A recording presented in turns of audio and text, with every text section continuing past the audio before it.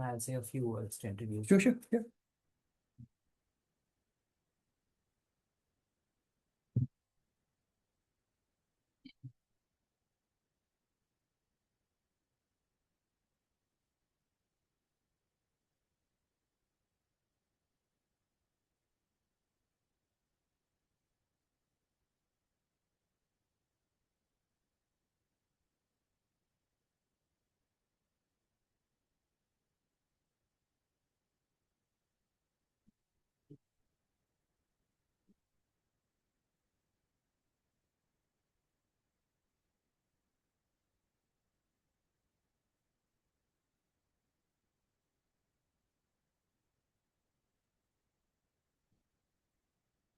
Okay, hello everyone. Welcome to the center. Welcome to CKSL, Choe Khor Sum Ling.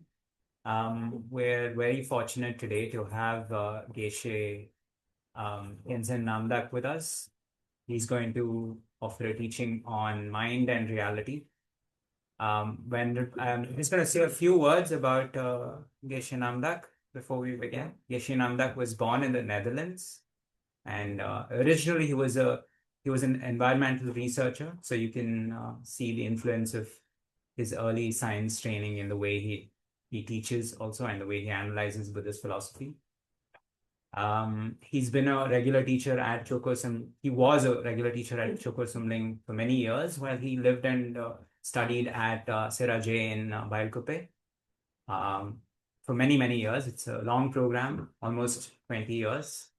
Then he went on to study Tantra at the Vajrayana at the Hime Tantric College. Currently, he is the resident teacher at Jamyang Buddhist Center in London. So we're incredibly fortunate to have someone so qualified with so much practice in all aspects of Buddhist practice teach us today. So without much further ado, over to you. Thank you so much. Thank you so much. Yeah, so welcome. Good morning. Yeah, I'm happy to be back. Is this okay, the mic? For the people? It's on. Okay. I know people online, they can hear me. Yeah, okay. it's fine, Geshe-la. Okay. Thank you. Yeah. So, okay, there's a bit of echo. Yeah, that is. I think Maybe does anyone know to adjust that? there's a bit of feedback, maybe. It's still singing, but That speaker is a bit. but like that. It's okay? Yeah, like this, better, right? Yeah. Okay, so welcome and yeah, good morning, people here, people online, and yeah, I'm happy to be back again once a year, mostly. I used to be coming quite often in the early days, but yeah, now I have another job. So, yeah, so welcome. So I don't know, a few new faces I see because I only come once for a while. So yeah, so today, the topic of today is mind and reality. So let's see where we go with that. We see what appears to our mind is not really reality, one way. And then certain states of mind, they influence and color our perception, sometimes even in a way that afflictions, disturbing emotions increase. So the clue is to understand reality and to try to yeah, eliminate those misconceptions, and in particular to eliminate the afflictions, disturbing emotions.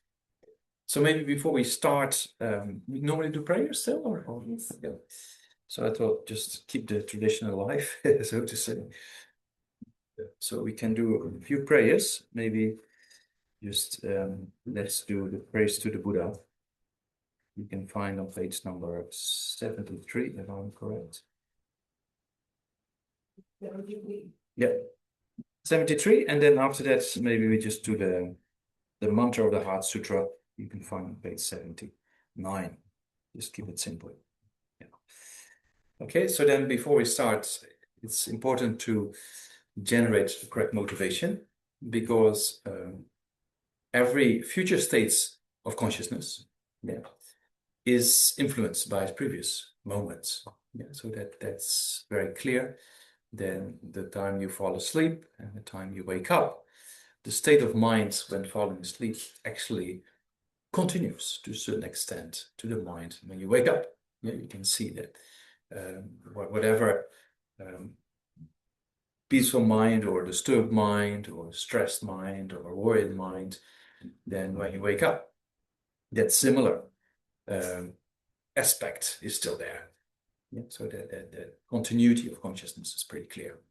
So that means that whatever we think now influence future states of consciousness. Yeah, so for that purpose, we generate the correct motivation that we attending the sessions today for a particular purpose and try to think in a way, in a secular way. You can think, I want to become a better human being, or subdue my mind, become kinder, and with that try to help others. Yeah, that's kind of a secular motivation you could have. And on top of that, you could also think by attending the sessions and thinking about it, may I not only help myself and others, but go to the full extent of striving for liberation. Yeah, that's a more Buddhist kind of motivation.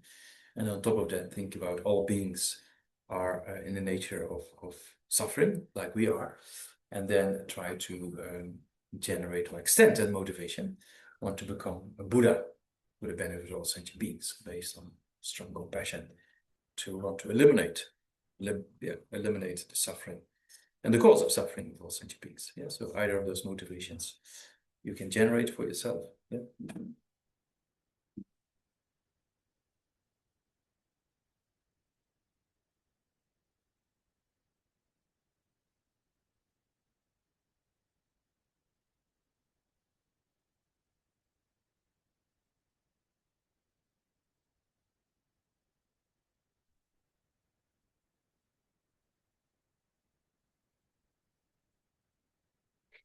And then imagine the front, if you like, imagine there's Buddha Sakyamuni, and then surrounding yourself are countless beings undergoing the various types of difficulties or sufferings, of mental and physical sufferings. Yeah, and then focus on that and think, how wonderful be if I can be of benefit for them, and think that by reciting the prayer that we actually help them to lead them beyond their form of suffering. Yeah, so think by reciting the prayers, you be the chanting master and you lead them to enlightenment, right? So based on that, I recite prayers. Yeah. To the founder, the now transcendent destroyer, the one gone beyond, the full destroyer, little waking and good dawn, to scatter and all the world, supreme guide of human beings to be tamed, teacher of gods and human beings, to you the complete and fully awakened one, the down transcendent destroyer, glorious conqueror, subdue from the psychic up straight, make offerings, go for refuge. To the founder, down transcendent destroyer, the one gone beyond, the full destroyer, complete, perfect, fully awakened being, perfect in knowledge and conduct, Sagat and over the world, supreme guide of human beings to be tamed, teacher of gods and human beings, to you the complete, fully awakened one. Then down transcend destroy, the glorious conqueror, subdue from the psychic and frustrating the government's government. To the founder, down transcend destroy, the one gone beyond, the full destroyer, the complete, perfect, full awakened being, perfect in knowledge and good conduct, Sagat and over the world, supreme guide of human beings to be tamed, teacher of gods and human beings, to you the complete, fully awakened one. The down transcend destroy, the glorious conqueror, subdue from the psychic and prostrate make offerings to offer. When I was supreme amongst humans, you were born on this earth, you played out the seven strides, and then said, I am supreme in this world. Pure, wise, like a pathway. Pure body is formed sublimely pure, wisdom ocean like a golden mountain. Fame that blazes in the three worlds, winner of the best, Lord to you prostrate. With supreme science, face like a spotless moon, color like gold to you prostrate. Thus free like you, the three worlds are not, incomparable wise one to you prostrate. The Savior having great compassion, the founding having all understanding, the field of merit and gods like a vast ocean. To you, the one come to dustness and prostrate. The purity that frees from attachment, the virtue that frees from the lower worlds, the one path, sublime pure reality, the Dharma that pacifies and prostrate. Those who are liberated and show the path to liberation, the holy field qualified realizations, were devoted to the moral precepts, to use sublime communion, sending virtue and prostrate. Homage to the Supreme Buddha, homage to the Dharma refuge, homage to the great Sangha, to all three ever devote homage. Go worthy of respect, bounding bodies, is in any realms, in all aspects, with supreme faith, I pay homage. Do not commit any non-virtuous actions, perform non-virtuous actions, subdue your mind thoroughly. This is the teaching of Buddha. The star, heat and flame of a lamp, an illusion, drop or a dew or a bubble, a dream, a flash of light in a cloud, seeking things as such. Buddhist merits may all sentient beings attain the rank of all seeds, subdue false, and be delivered from sorrow, disturbed by the ways of aging, sickness, and death. And last mantra on page 79. Tayata gata gata para samgata boriso. Tayata gata para samgata. So Tayata gata para samgata boriso. And then maybe we recite to the foundation of all good qualities. You can find it on page number 93, correct? Yeah. The foundation of all good qualities is the kind and perfect pure Guru. Correctly devoting to the Guru is root of the path. By clearly seeing this, applying great effort, please bless me to rely upon the Guru with great respect. Understanding that precious freedom of the rebirth is found only once. It's greatly meaningful. Find again. Please bless me to generate the mind unceasingly day and night takes its essence.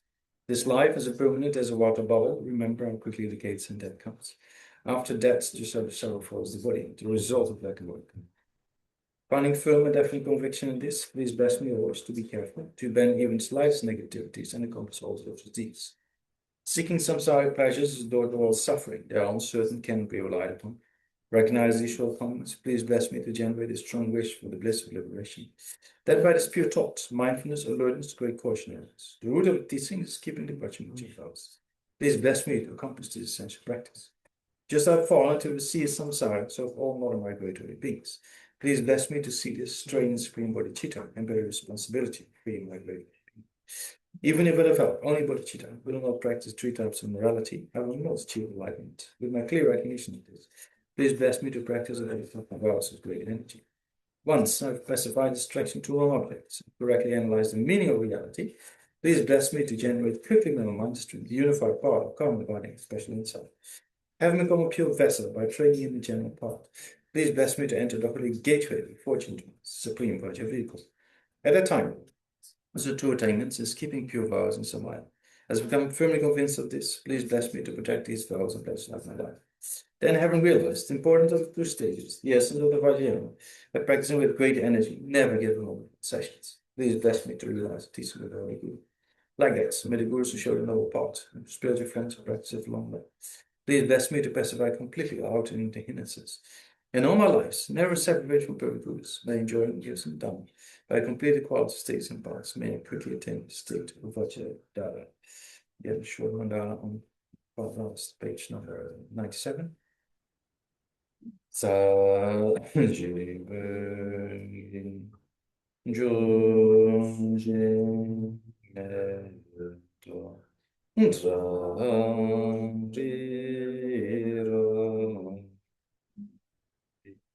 ne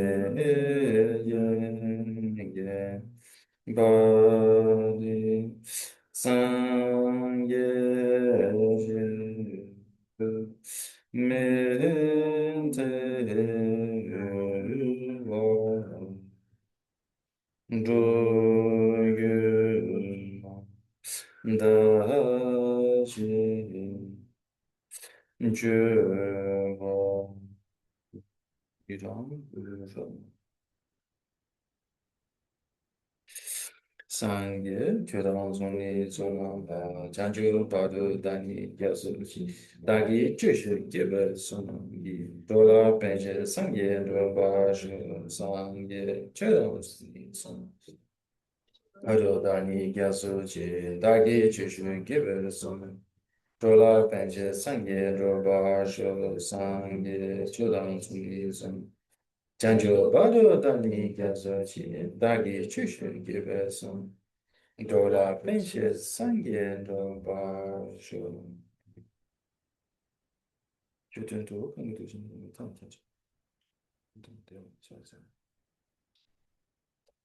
Yeah, so mind and reality. Yeah. So that's maybe starts with. Often we start with a quotation. That's kind of a traditional approach. So, as we are in India, let's start with a quotation of one of the greatest Buddhist philosophers of ancient India, and well, Arya Nagarjuna. Yes, you know, Arya Nagarjuna was, yeah, even in current time, it's very well respected philosopher. Not only in aspects of philosophy, but even aspects of science. Yeah, that Nagarjuna, there's even physicists. Also, yeah, yeah.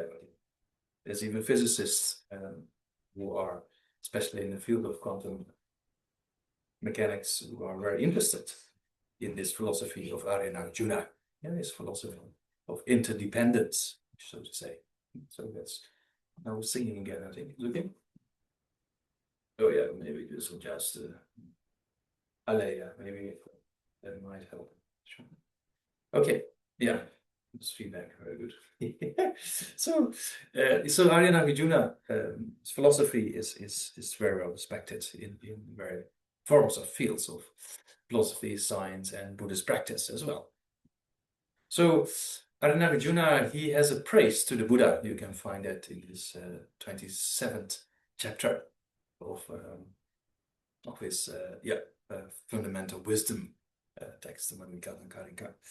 And in that text, there, Arya Nagarjuna praises the Buddha. You know. So, as you know, the Buddha, 2,500 years ago, achieved enlightenment in your country, right?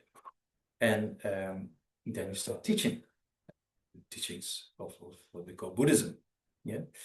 And Arya Nagarjuna was praising the Buddha not because of the Buddha's qualities of how the Buddha looked like or how the Buddha was teaching in general. No, he was praising the Buddha for one particular teaching, and that's the teaching on dependent origination, interdependence. Yeah, I just mentioned interdependence that Arya Nagarjuna clarified more, and that philosophy is so just mentioned, is very well respected.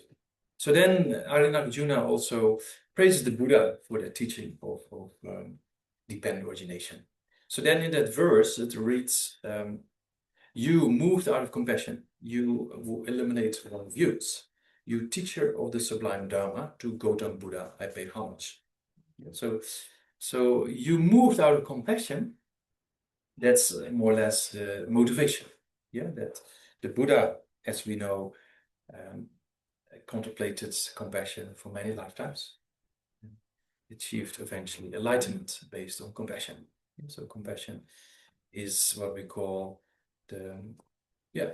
you could say the substantial cause for enlightenment, because compassion is a substantial cause for what we call bodhicitta, the mind of enlightenment.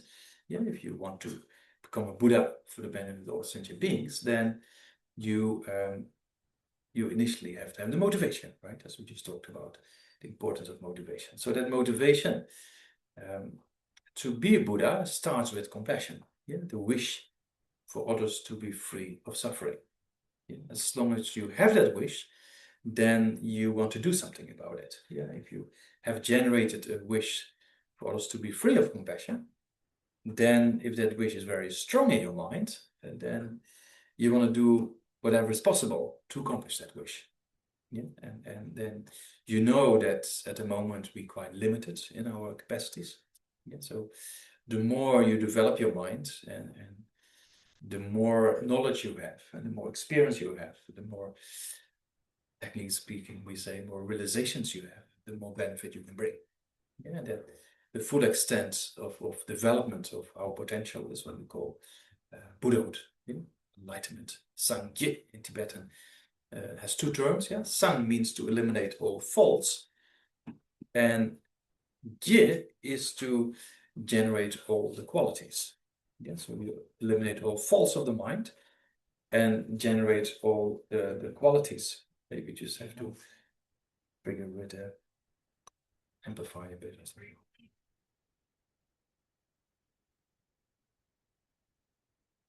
So you have to eliminate all faults. So what are the faults of the mind? the faults of the mind are the misperceptions, right? The misunderstandings of reality. Yeah.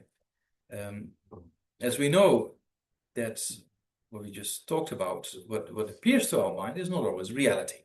Yeah, our experiences are often kind of subjective.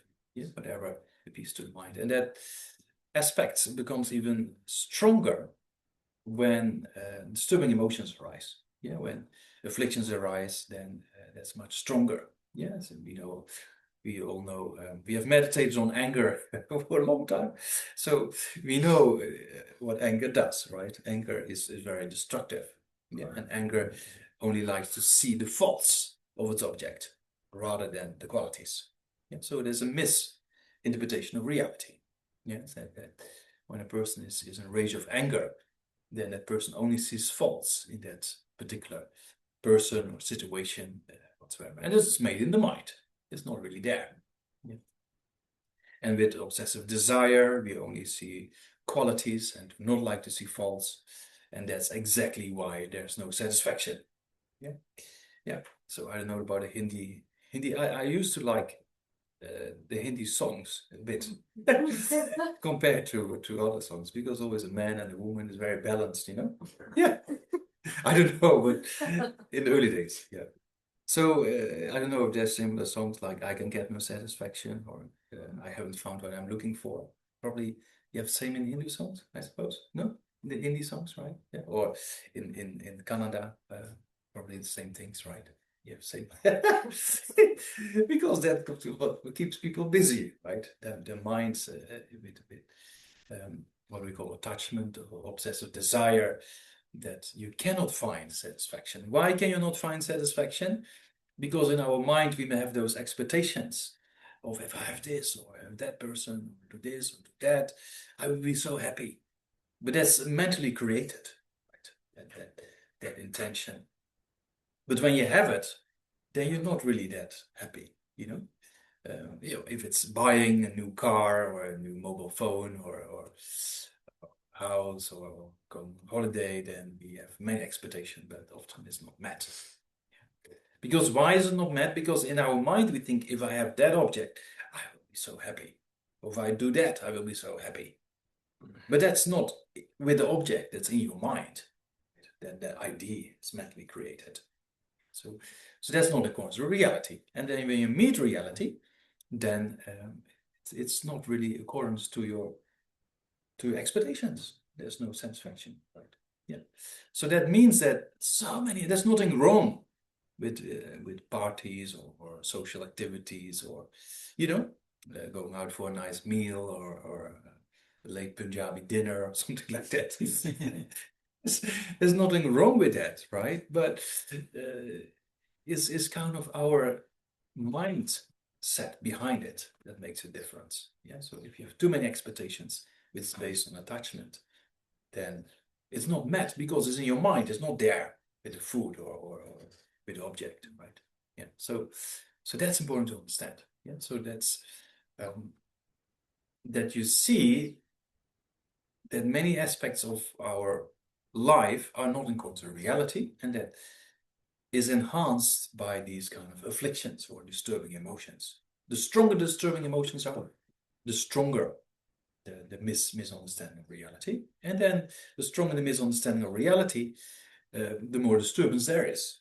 Yeah, that the same is true for death and dying. Yeah, when you always think you're not going to die, or your dearest friend are not going to die, or your family member or partner or whatsoever, then when the person dies, it's difficult. It's generally speaking difficult when a person dies, but the more you grasp the permanence and the more you do not like to see impermanence, then you meet that reality, right? One day we know we're going to die. Yesterday I was in a taxi and I was coming to close by where I stay here, and there was a taxi in front of it, and it had a sticker or painted, I think, written down. It says, "Enjoy every moment, because death is very uncertain, or your life is something." I forgot exactly what it said. Yeah, because there's uncertainty of debt or something, he said like that. I thought, interesting. On the back of a car. It's true, right? Because we know death is not uncertain, death is certain. Yeah, we're definitely going to die. But I think the person on the sticker was referring to the time of death. The time of death is very uncertain. Right? We can die any moment. Yeah. And then there's the other part of the sticker that says enjoy every moment of life. But yeah, it just depends how you define enjoying life, right? So in Buddhism context, we try to take the essence, right, out of whatever time we have left. Yeah.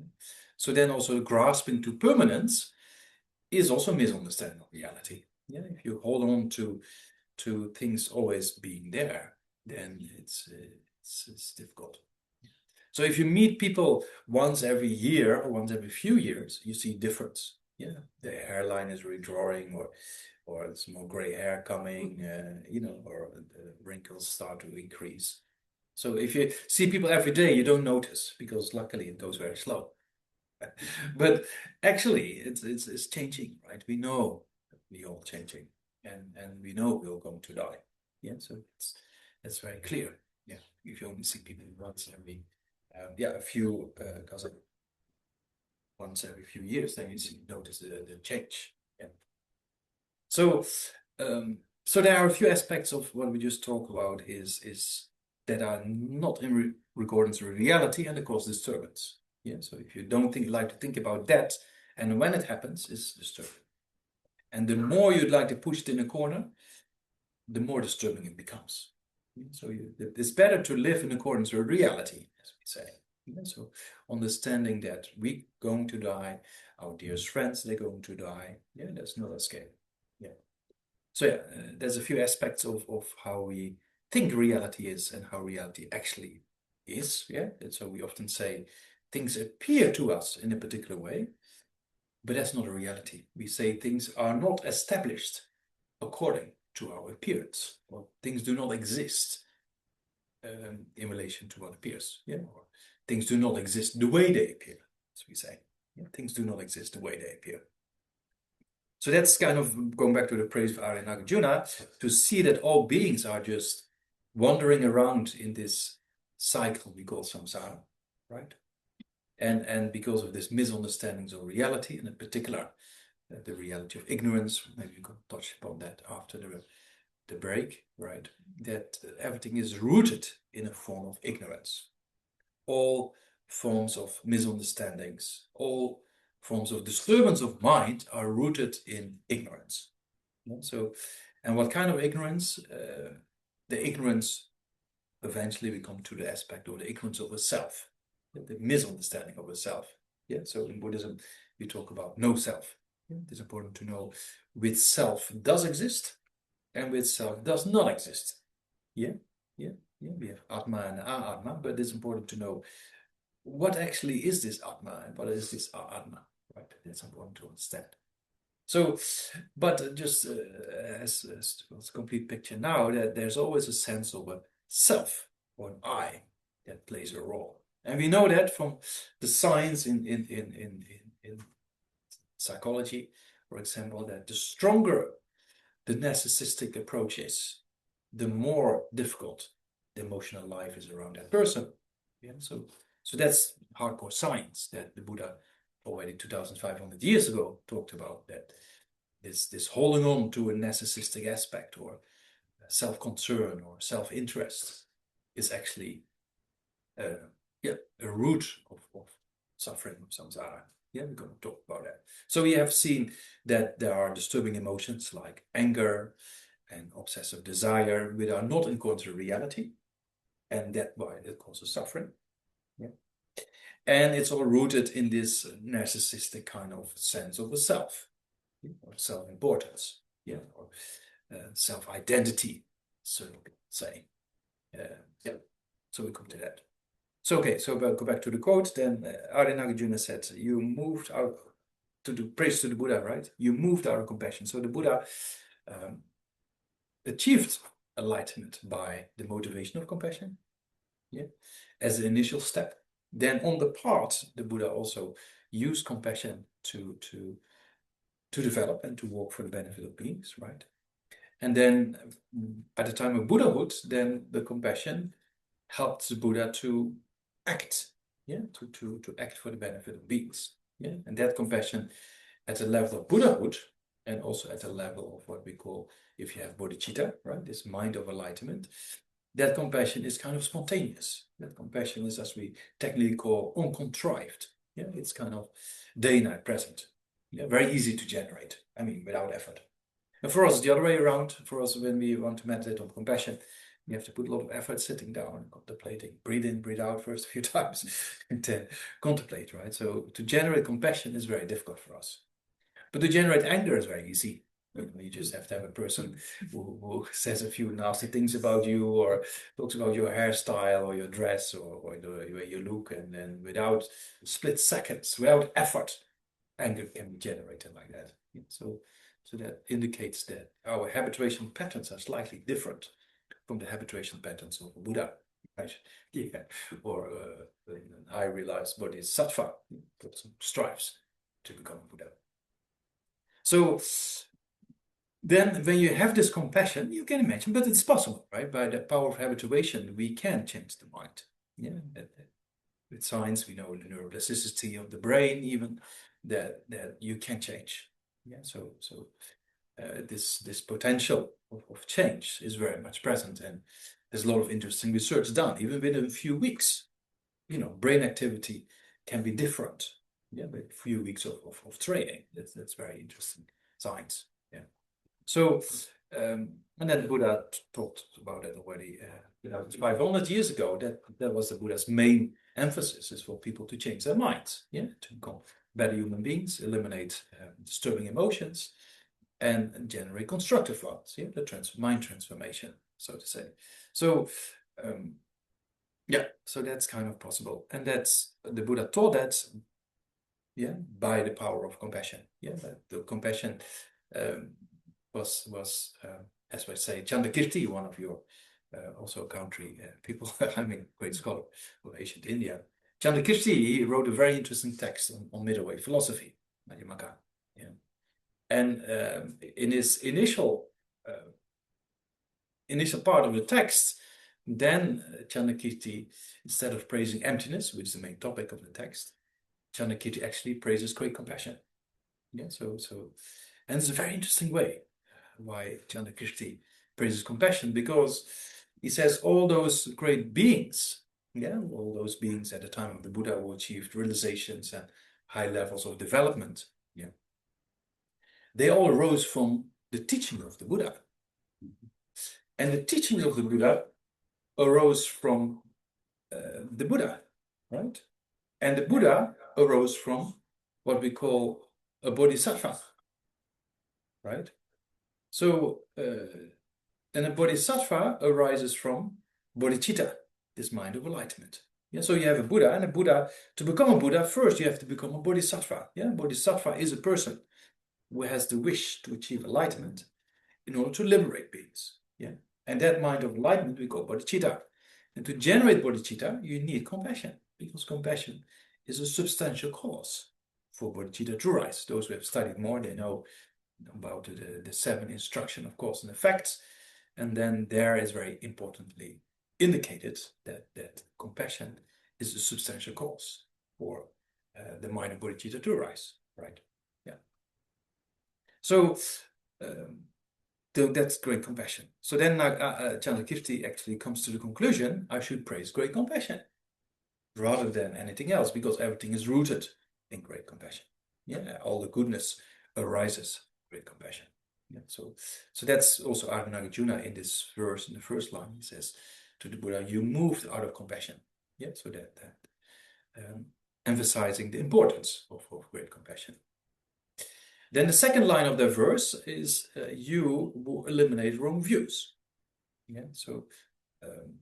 So you will eliminate wrong views is not like I'm right or you're wrong.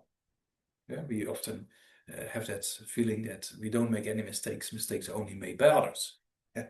And you can see the stronger the person, the narcissistic attitude is, the person will never acknowledge any faults.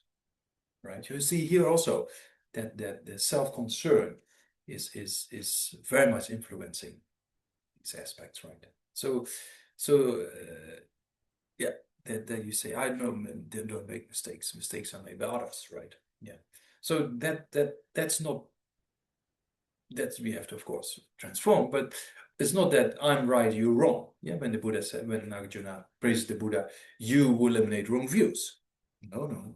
Arjuna said, you will help us to eliminate the wrong views in our minds. Yeah, so we just talked about attachment and anger, not according to reality, or grasping to permanence, not according to reality.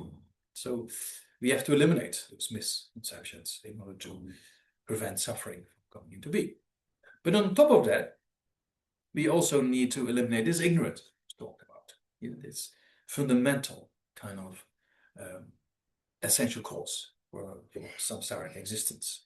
Yeah, so that's how the Buddha taught a teaching of dependent origination that helps us to understand reality, and with that understanding, we can eliminate this wrong view. Yeah, so that's why the praise says, you move to have compassion, yeah, you eliminate wrong views. Yeah, so the Buddha is helping us to eliminate the misunderstandings of reality. So that's you. Then that's the second line, and then the third line reads, you teacher of the sublime Dharma. Yeah, so teacher of sublime Dharma is referring to the Buddha, the teacher. Yeah, the sublime Dharma is referring to the teaching on dependent origination. Yeah, so the Buddha's teaching on dependent origination helps us to understand how we exist. We exist in a dependent way rather than in an independent way. So often things appear very solid to our minds, you know, our body, our possessions, people around us, you know, but that's not the reality. We know our body is not always the same. Yeah, so although it appears something as a very solid entity, so that's not really the case because it's in the nature of dependence. Yeah, so dependent origination is one of the teachings of the Buddha that helps us to understand reality and eliminate ignorance. Because ignorance holds on to, from its own side, existing I and mine, while dependent origination helps us to see that nothing like that can exist. Everything is a nature of dependence. Yeah. So same with attachment and anger. You see your object in a very independent way. That's how it is. Yeah. So if it's attachment to food, then, you know, when you're young, maybe you remember if your mother made some nice food. I don't know if you were as selfish and uptight as I was. I don't know, but fighting over the last piece of food with your brother or sister or whatever, then you get tight, you know, and then the food is not tasty anymore anyway, you know, because the emotion, they are too strong. Yeah, so then you see that piece of food as that make me happy, right?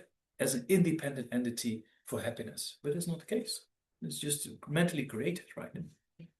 Or with strong anger, if you don't like, if you've been given something by your parents, some food and you don't like, especially vegetables or Brussels sprouts. My mom was very clever.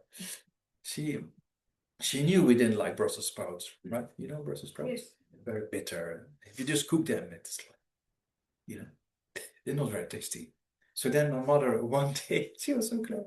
She did with some herbs and some cheese and some potatoes. She made it very, you know, and then they how do you say, mashed them, and then in the oven and everything like that. So then we were eating and we didn't notice with Brussels sprouts. And then she told us after that with Brussels sprouts. And then we got really angry because we stupid, no kids, right? They go, oh, you're deceiving us. So you can see that you grasp at that kind of a very independent kind of things. Yeah. So that has to be eliminated, and that can only be eliminated by seeing that things are dependent. Yeah, so that's why the teaching of dependent origination is so important. Yeah. And yeah, for those who are interested in science, like I'm a little bit, then Carlo Rovelli, one of the world leading experts in quantum mechanics, particularly quantum gravity, his relational quantum mechanics theory is very much aligned. I mean, almost the same as Aranajuna's philosophy of interdependence. So yeah, I was lucky. We had a few conversations and a dialogue together, and yeah, it's just very interesting material. Then seeing that this view of relational dependence. What does that mean? Sorry. What's that mean? Carlo Rovelli. Yeah, so he's a Italian, originally from Italy, a physicist, but yeah, he's quite well known in the field of quantum mechanics. Yeah, we have a few things and dialogues, and of course we have the side of course on quantum mechanics and Buddhist philosophy also. Yeah, so that's very interesting material. But yeah, not the main topic of today. But so that dependent origination helps us to understand reality. Yeah. So that's what it says in this quote by Arjuna. Yeah, you move to our compassion, you will eliminate wrong views, right? Wrong view of ignorance. You teacher of the sublime Dharma, and then the sublime Dharma is this teaching of dependent origination. Yeah, and it's very important teaching, dependent origination and emptiness, as we know, right? Things are empty of an independent self. Yeah? Things do not exist in an independent way. So things are empty of an independent way. Yeah, so the same as this room, as we often use the example, this room is empty of an elephant. Yeah, there's no elephant in the room. So it's empty of an elephant in a similar way. Things are empty of inherent existence. Yeah, things do not exist in an independent way. So things are empty of that. Yeah, so that's this. So you teaching of the sublime Dharma, and then to Gautam Buddha, I pay homage. Yeah, so that's kind of a homage from Arjuna towards the Buddha's teaching on dependent origination. Yeah. So yeah, so we see that what appears to the mind is not reality, and if we think what appears to the mind is reality, then we end up into trouble. Yeah, because the disturbing emotions, they will increase, right? And when we meet reality, then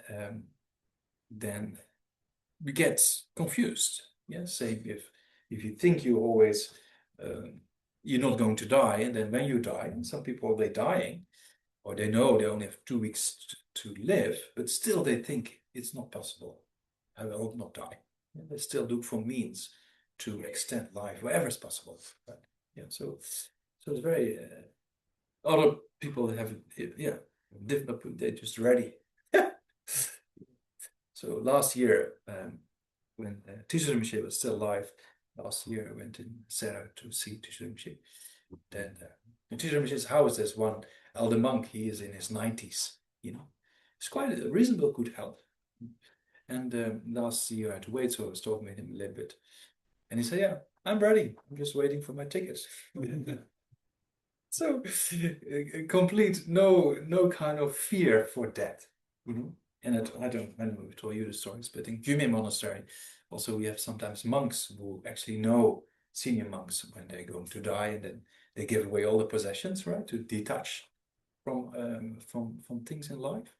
And we had actually one chanting master in Serra many years ago, Sharipu, and 3 months before he was going to pass away, he was training other monks very intensively in chanting, you know, to take over. But people didn't know he was going to die, right? But he knew. So for 3 months he was intensively training other monks, and then 3 days before he passed, he gave away all his money and all his possessions, and then he peacefully passed away. So it's very interesting. In Gyume, we also had one monk who gave everything away but didn't die. It was still very peaceful. Yeah. So it's interesting, right? It's yeah. So yeah, the detach, because you have to detach from the body, right? So if you have to detach from the body, then of course you have to detach from possessions. So, but often people don't like to, because people don't think about death and impermanence, right?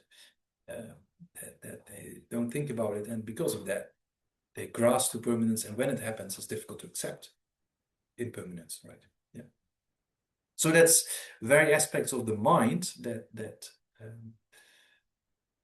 influence our perceptions, and those minds that are not in accordance with the reality cause disturbance. Because when you meet reality, it's different, right? Yeah, so that's kind of a few aspects we have to understand. And things are very subjective. We have one Buddhist school in Buddhist philosophy called the Chittamatra, or the mind-only school Buddhist philosophy. And they indicate that whatever appears to you is kind of unique to your mind. We all have, if you just look at the altar, you look from different angles, so all your perceptions are completely different. Yeah? Or you are one day happy, next day you're depressed, or the other way around, or then you see the world in a different light, right? So you can see how much our minds actually color the things that appears to us, Yeah. So and that's even stronger. The stronger the afflictions arise, the stronger you hold on to that, and the stronger the I becomes, the stronger you hold to that. So it's very true that the stronger the ego, the stronger the disturbing emotions are. The stronger the disturbing emotions are, the stronger the ego becomes. It's going back and forth. Yeah, so you see that with a person rage of anger or something like that, or very strong obsessive desire, then it fuels each other, right? Is the fuel for those things to arise. So then, to cut short, as a summary, you see that what appears to the mind is first of all not reality; it's very subjective. Yeah, and then the stronger the ignorance is, the stronger the disturbing emotions or afflictions. The stronger the disturbing emotion or the afflictions are, the stronger the ignorance become. Yeah, and then with ignorance, then you can also have, as I heard you are studying also the Kaza wheel of sharp weapons, right? Yeah. So in the wheel of sharp weapons, if you look, there's two interpretations in the beginning, and one verse, what is it, 7, 8, or 9? Well, it was a bit long time. This is the red text, and then some verse 50 or something. Is two interpretations between the self-cherishing attitude and the self-grasping. Yeah, there's two aspects. Yeah, you can have holding on to an I and think that you are better than others. Yeah, or to cherish yourself. Yes, there's two aspects, right? There's an aspect of cherishing yourself more than others, and there's an aspect of holding on to an independent I. There's two aspects there, and there also in that text you can also see that sometimes in the beginning of the text is more the root of things are the self-cherishing aspect, and then later on in the text it mentions the self-grasping aspect. Yeah, because also there it enhances each other. Yes, we just talked about the holding on to a ego is fueling the disturbing emotions, and the disturbing emotions are fueling the holding on to an ego, right? So similarly, the holding on to an independent self is enhancing a self-cherishing attitude, and holding on to a self-cherishing or have more self-cherishing is fueling the holding on to a self. Yeah, so as long as Dalai Lama often said, if you want to be selfish, then be selfish in an intelligent way. You don't be stupid. Yeah. So that means that if you cherish others more than you, there's more happiness. Yeah, so it's very interesting that if you only think about yourself, it's very narrow-minded. You can see people, if you meet wealthy people, for example, some people are very generous and they're very easy to talk to, very social and very peaceful. And you have people who are very wealthy, but they keep everything from themselves and they're very narrow-minded, very lonely, and quite mentally quite difficult. So you can see there the working of the mind, right? Similar situations. Yeah. So that means there's a correlation between holding on to an independent self and then cherish that ego as more important than others, and then the other disturbing emotions like anger or attachment, as we just talked about, or jealousy or pride. It's some of those disturbing emotions are just so stupid. That jealousy, for example, is so stupid. When you're jealous about a person, that person doesn't know you're jealous about them. Yes. Right?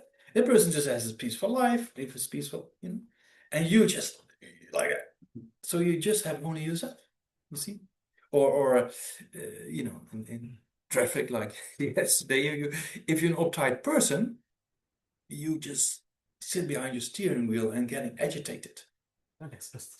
Yeah, and that agitation is not influencing everybody around you, because people next to you might just listen to some music and be fine, and you're just behind that guy or whatever. It's like, you know. So people misbehave in traffic, something like that happens, right? So we get very annoyed with that, you know. So, but yeah, is our mental attitude. You can see our mental attitude makes such a difference in how we experience the world. Yeah. So you can have difficulties in life and suffering, like for example, a sickness, and just be able to accept that sickness completely and mentally can deal with it, you know. But you can also have a sickness, the same sickness, and mentally create more suffering for yourself.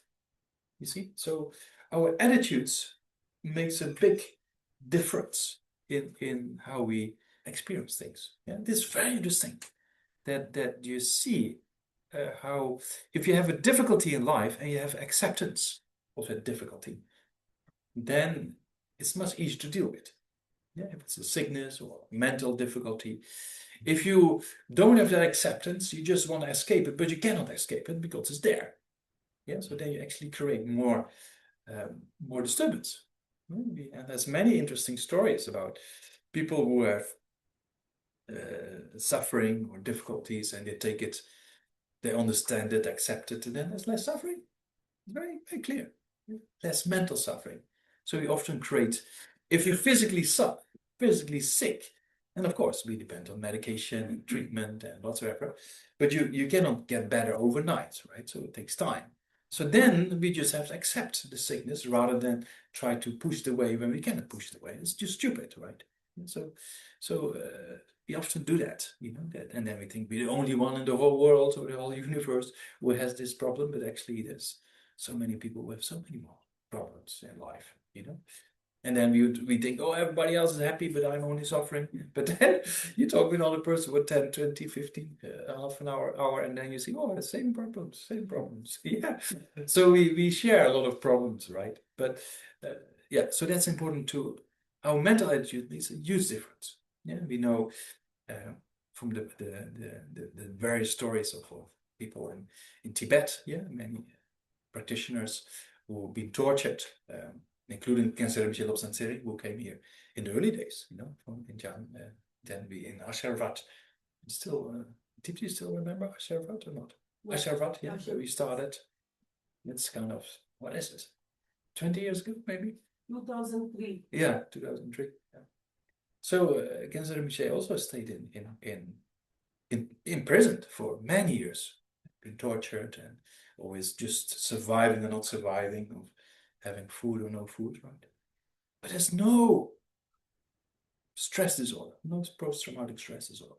It's very interesting, right? So that means that if you are in a difficult situation, it's not to justify things, but if you are in a situation you cannot change. Of course, we should try to change bad situations for better, but if we stuck somewhere or in a certain kind of health crisis or whatsoever, if you're stuck in a situation you cannot do anything about it, then the only thing you have in your mind, right? Yeah. So then you put in mind training to try to deal with the situation. Yeah. So that means that we can prevent so much suffering. You know, some people who are sick say, "Oh, great." You know, some purification of negative karma, or now we have opportunity to practice. And all people say, I'm sick. Oh, I'm sick. Oh, I don't want to be sick. What is that? I don't have time to be sick now. You know, so you can see that the mental attitude makes a huge difference in our, you know, the way we live our lives, right? Yeah. So you can do two things. You can be sick and just be very kind of why me, and then this self-cherishing aspect and this holding on to a self, or you can be sick, think, okay, it's part of reality, that's how life is, and then it's much easier to deal with. And also, you will see people with a positive attitude, they cure much quicker. Yeah, so it's very interesting. So our mental attitude makes a huge difference in how we how we approach the world and how we actually experience the world around us, and how we so that's all based on this understanding of reality. Because if you know that life is not perfect and you're going to be sick or your mind is going to be unhappy sometimes, that's the nature of reality. If you understand that, you can accept it. If you don't understand that, then you're just stuck sometimes, Yeah. So yeah, be very flexible in that way, and that we can see in many examples, of masters who accomplish these trainings. They can be extremely flexible, whatever happens. Yeah, there's no disturbance as such. Yeah, I mentioned a few people who prepared for death and dying and not being really disturbed by that, and just because we died so many times already, so there's not a big deal to die again. Yes, it's very, very. You don't have to do much for it. It's kind of what happens. Tradition. Yeah, yeah. So if you understand that continuation of birth, death, and again and again, then it's just we just have this guest house that we call the body for some time, and then when it's old, it's time to get a new one. That's so then at that time there's no real disturbance with that. But if you really hold on to the body as being always there, when that's not the case, then it causes disturbance, right? Or you hold on to family and friends and possessions, and if you have to let go, you have to let go because you have to go one day, right? So you can see also there the understanding of impermanence and death helps us to actually be much more prepared when we're going to die. Yeah, so that's kind of, Geshe-la, yes. sorry, when you were talking about this second arrow, Sorry? you spoke about the mental suffering, the second arrow that we talk about. The first arrow is the physical pain, and the second arrow is the Mental suffering. stories we talk about it. I don't want it. Why me? Yeah. So, I always have this thing that when we speak about even bodhicitta, we say that equanimity is the prerequisite. We need to develop that. Yeah, correct. So many times always feel maybe not about my own physical pain, but like whatever the world situation, I'm in the US, whatever, when that frustration comes in, you say, yeah, things are not in your control, so I can Yeah. maintain equanimity, but also I have this confusion of it becoming indifference. Yeah. Yeah. So, That's it. Yeah. so Yeah. yeah. So, can you really Yeah. explain? Okay. Sometimes I Yeah. feel, am I being just Yeah. indifferent, saying, "Oh, okay, what's happening to the world economy, what Yeah. Mr. Yeah. Trump Yeah. is doing is not Yeah. my I got it. problem." I got it. I got it. Yeah. So, yeah, please, Yeah. thank you. So indifference is kind of a feeling we see in the practice of equanimity, right? When you see a stranger, you don't really have a particular feeling with that person. It's kind of indifference. And that's not very constructive. Yeah, we should have compassion and love and kindness for all beings without exception. Yeah? But another thing, which is not indifference, is just clear thinking. According to Shantideva's, also a great master of ancient India, Shantideva gave this incredible advice, very simple, according to world news and getting disturbed by it or not. Yeah. So if you can change a situation to make it better, you should do it. You shouldn't think about it too much, just act and do it. If you have a situation you're facing and you cannot change, for example, particular sickness, and you taking the medications, but it will take time, or maybe it's not possible to get cured, right? At that time, you cannot do anything anymore. You've done everything you could. Also, then you shouldn't worry too much. Yeah, because why? What's the point in worrying about things you cannot change anyway? Yeah, so, but if you're in the position to change or help in the process of change for the better, then you should act. Yeah, so then you don't have this indifferent feeling. It's just logical reasoning, understanding. Okay, here I can do something, I do something. Here, whatever I do doesn't make much difference. For example, what we see on the news sometimes. We cannot change the mind of world leaders, unfortunately. Yeah. So we can try to be better human beings and try to influence others to become also better human beings, but we cannot say to a particular president, hey, come sit here, listen to me, meditate, change your mind. That will not happen. They will just walk away or get angry at you, right? Yeah. Yeah. So when people are interested, you act and yeah. But if people are not interested, there's no point. Yeah. So if people are interested, then of course we can share. So in India, that's what I like about India. You know, it's kind of there's still this human touch a little bit. You know, once I had to in the early days we had to extend our student visas.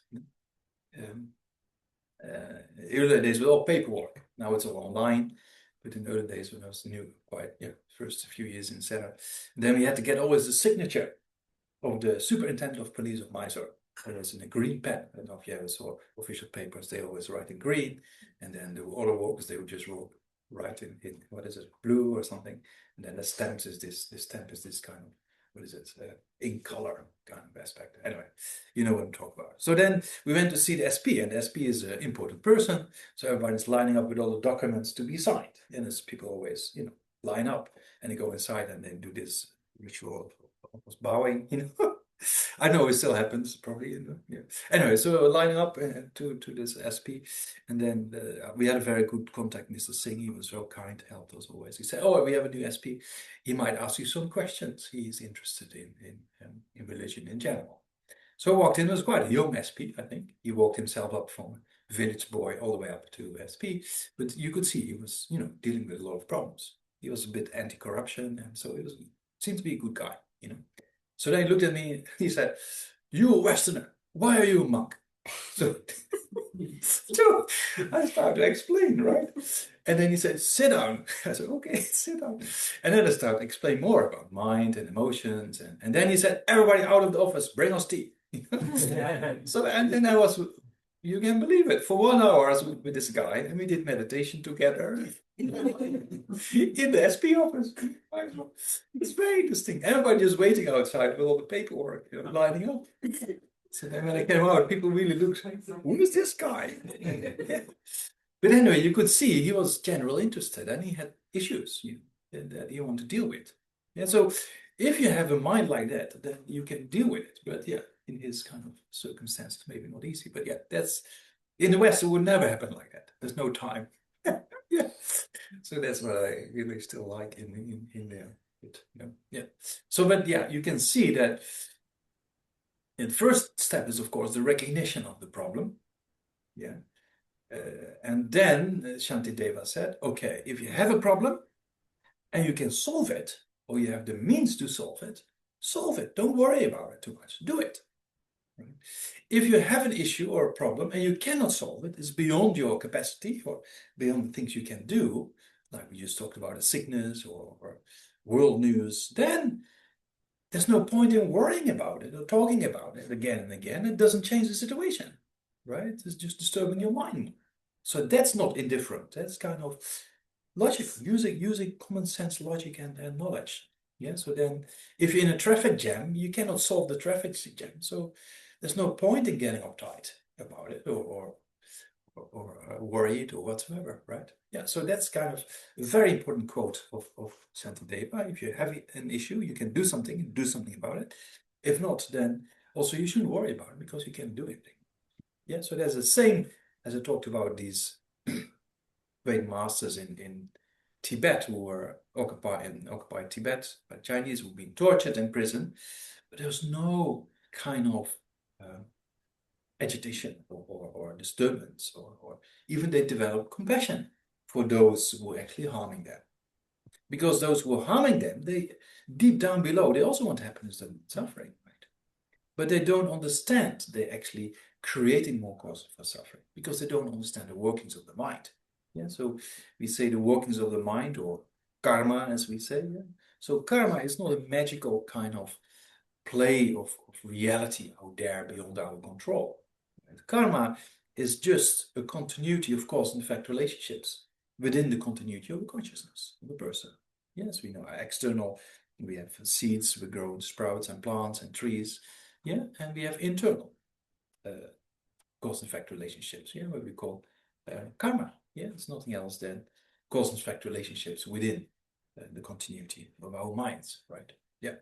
So yeah, that's did you a question? Yeah. Yes, I just wanted to say that it's more complicated than if you can do something about it, do it. Mm. Because even if you think that you can do something about it, obviously not world level, at personal level, then you get attached to, you know, how you're doing it. Yeah. Am I doing it right? Yeah. Did someone else do it better? Yeah. Is that the right way?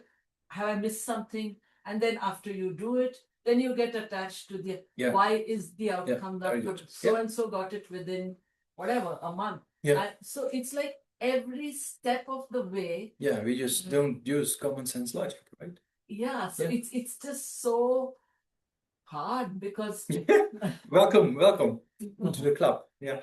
It is so hard, but don't say so hard. It is hard. But it's possible to change it. It's just a matter of time. Because if you look at people like His Holiness Dalai Lama or you know, those two organizations, Amazopa Rinpoche, they're able to do it. But once upon a time, they were like you and me. And the Buddha himself was like you and me. They were with the same struggles, but they developed, and it's possible, right? So you can see it's possible. Yeah, that potential, as we know as Buddha potential, or the potential to develop, is there. It's just a matter of fact of a habituation pattern. Because there is no you as an I, independent person, and the Buddhas and the Bodhisattvas and great beings as independent entities. That's not the case. So if you think there is no independent I that is in charge or that makes decisions, then you see there's only a kind of continuity of moments that we call continuity of consciousness. So according to certain schools of Buddhist philosophy, that continuity develops over time. Yeah. So if you develop that continuity, then the positive development becomes more and more and more, and that habituation becomes stronger, stronger, stronger, and stronger, and then you go in the right direction. When I was, you know, if you normally do a PhD, it takes 3 till 4 years. In Europe, in the US, it takes a bit longer. But in the monastery here in South India, it's actually like doing a few PhDs. It takes 20 years. So then you think, when I was studying there, sometimes I had my questions. This is long. Right. And then Teacher Rinpoche, he gave me always advice, and that's very interesting advice. Yeah. He said, okay, you said, Namdak, you know, you study for a decade or two, you put it into practice for a decade or two, you do that for a few lifetimes, and the mind will become stable. Yeah, so I think that's a very realistic advice. So that we cannot change our mind in a few weeks or months or years. It will take time. But if we put some effort and we continue that effort over lifetimes, things will become stable. Because there's nothing that can take it away. Because it's dependent origination, it's cause and effect relationships.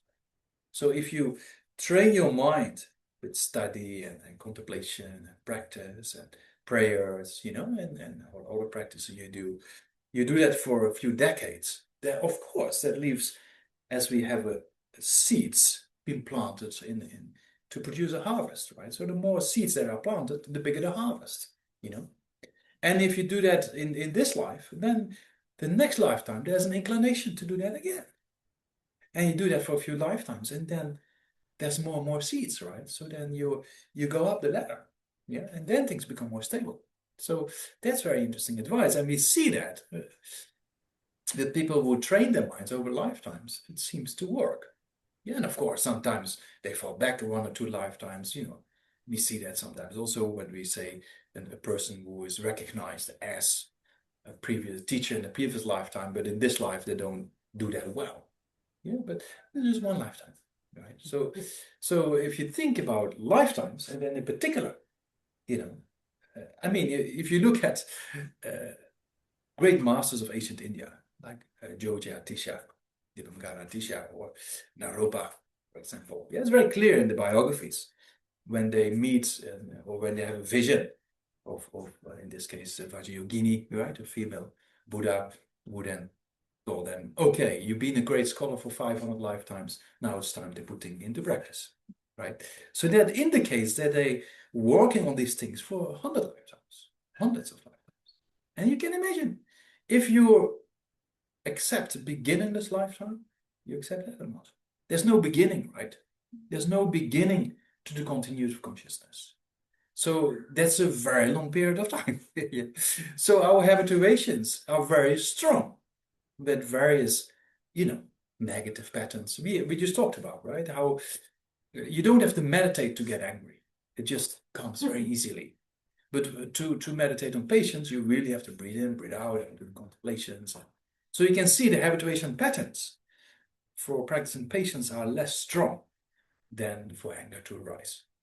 But if you do that for a few, let's say a few lifetimes, or 10, 20, or 30, or 40, or say 100 lifetimes, you practice patience, for sure it will develop. Yeah, so then you can see that there's a need for long-term vision. Yeah, we always there was this student of with I'd always like to share. As a very Indians are a bit more chilled, I think, but Westerners they quick, quick. Buddhism also has to be quick. Yeah, quick, and not too much time. But quick, no, it doesn't work. Yeah, so then I always actually share this advice from Gompa Rinchen, was one of the direct disciples of Atisha, great master of ancient India. And then he said, okay, have a vast vision. So you just talked about lifetimes, enlightenment, And then you make plans. Okay, study a little bit, and then put into practice, do a few retreats, and then do that for a few lifetimes like that, So you make plans. And then the third form of advice is don't squeeze yourself, don't relax. Not relax being lazy, but relax in the sense of don't push yourself. There's no point pushing. It's better to have a vast vision and make plans, and then you just go with it.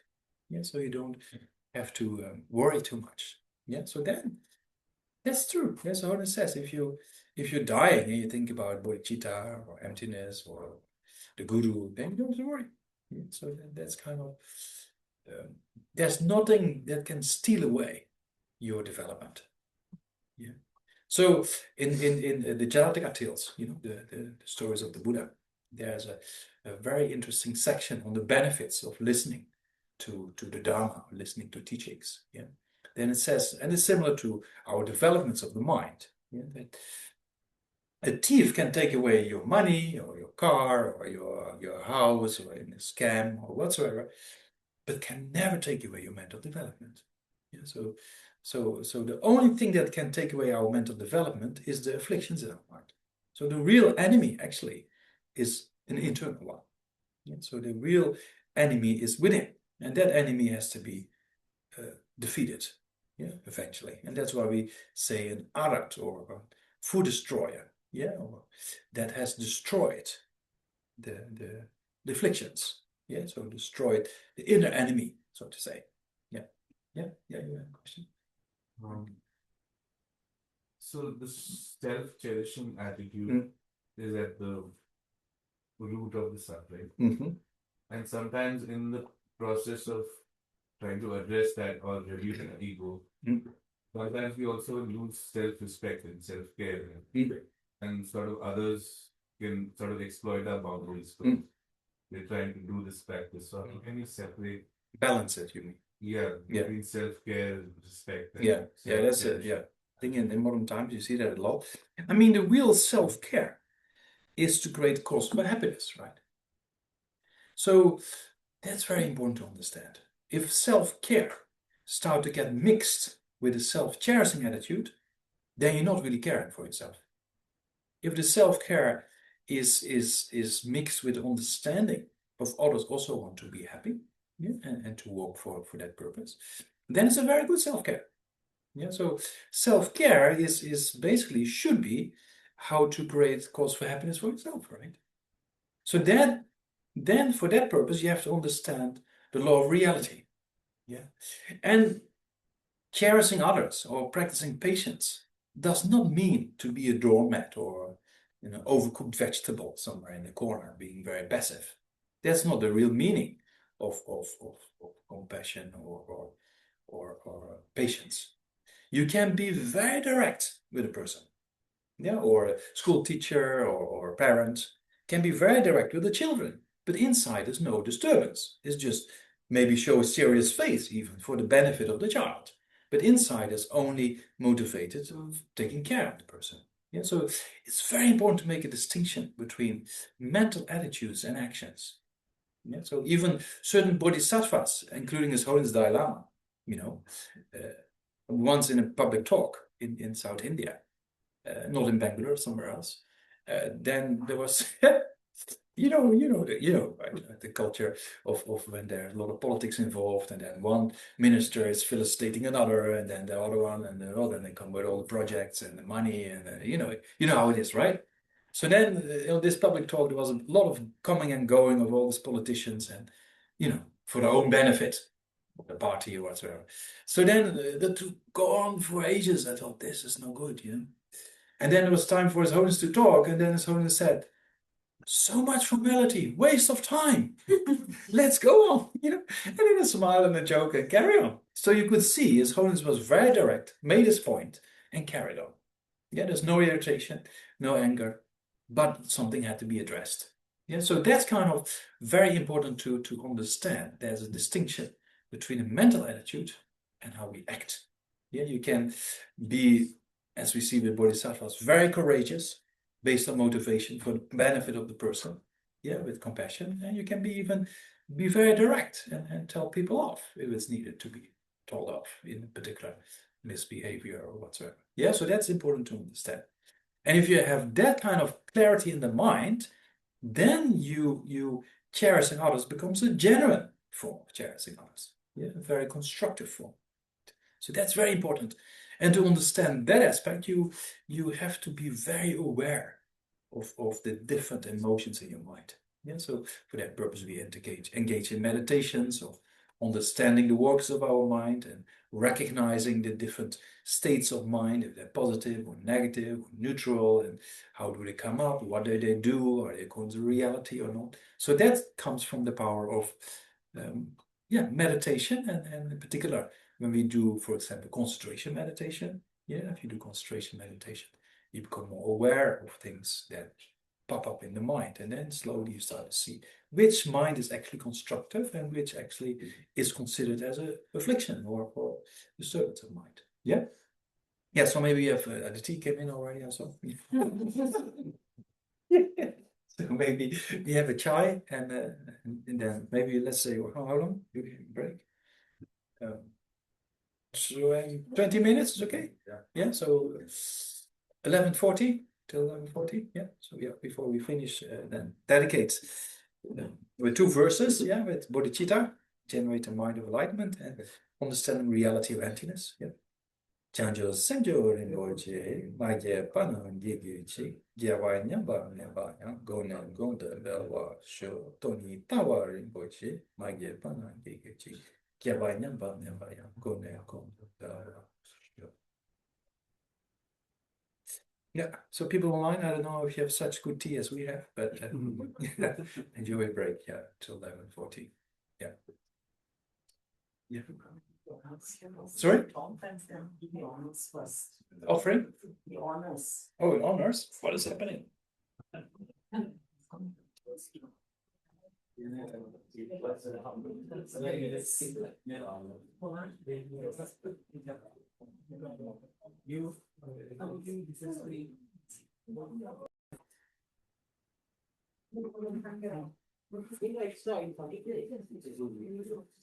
Okay, back. You got a kick of the Indian chai or not? Got coffee. Temporary happiness. People online. We had some temporary happiness here. Very nice chai. I didn't try the coffee, but so before we start with coming session, make sure we have the correct motivation again, as we explained the importance of motivation this morning. So just briefly recall that motivation for yourself.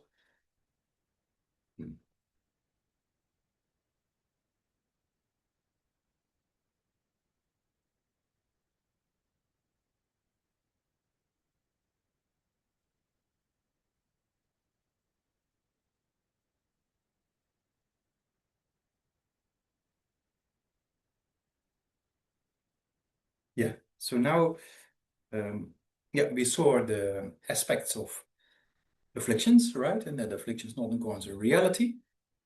And that's whatever appears to us is also not according to reality. And if you like it or not, every perception we have is mistaken. Yeah, when we say every perception we have is mistaken, does not mean every perception is wrong.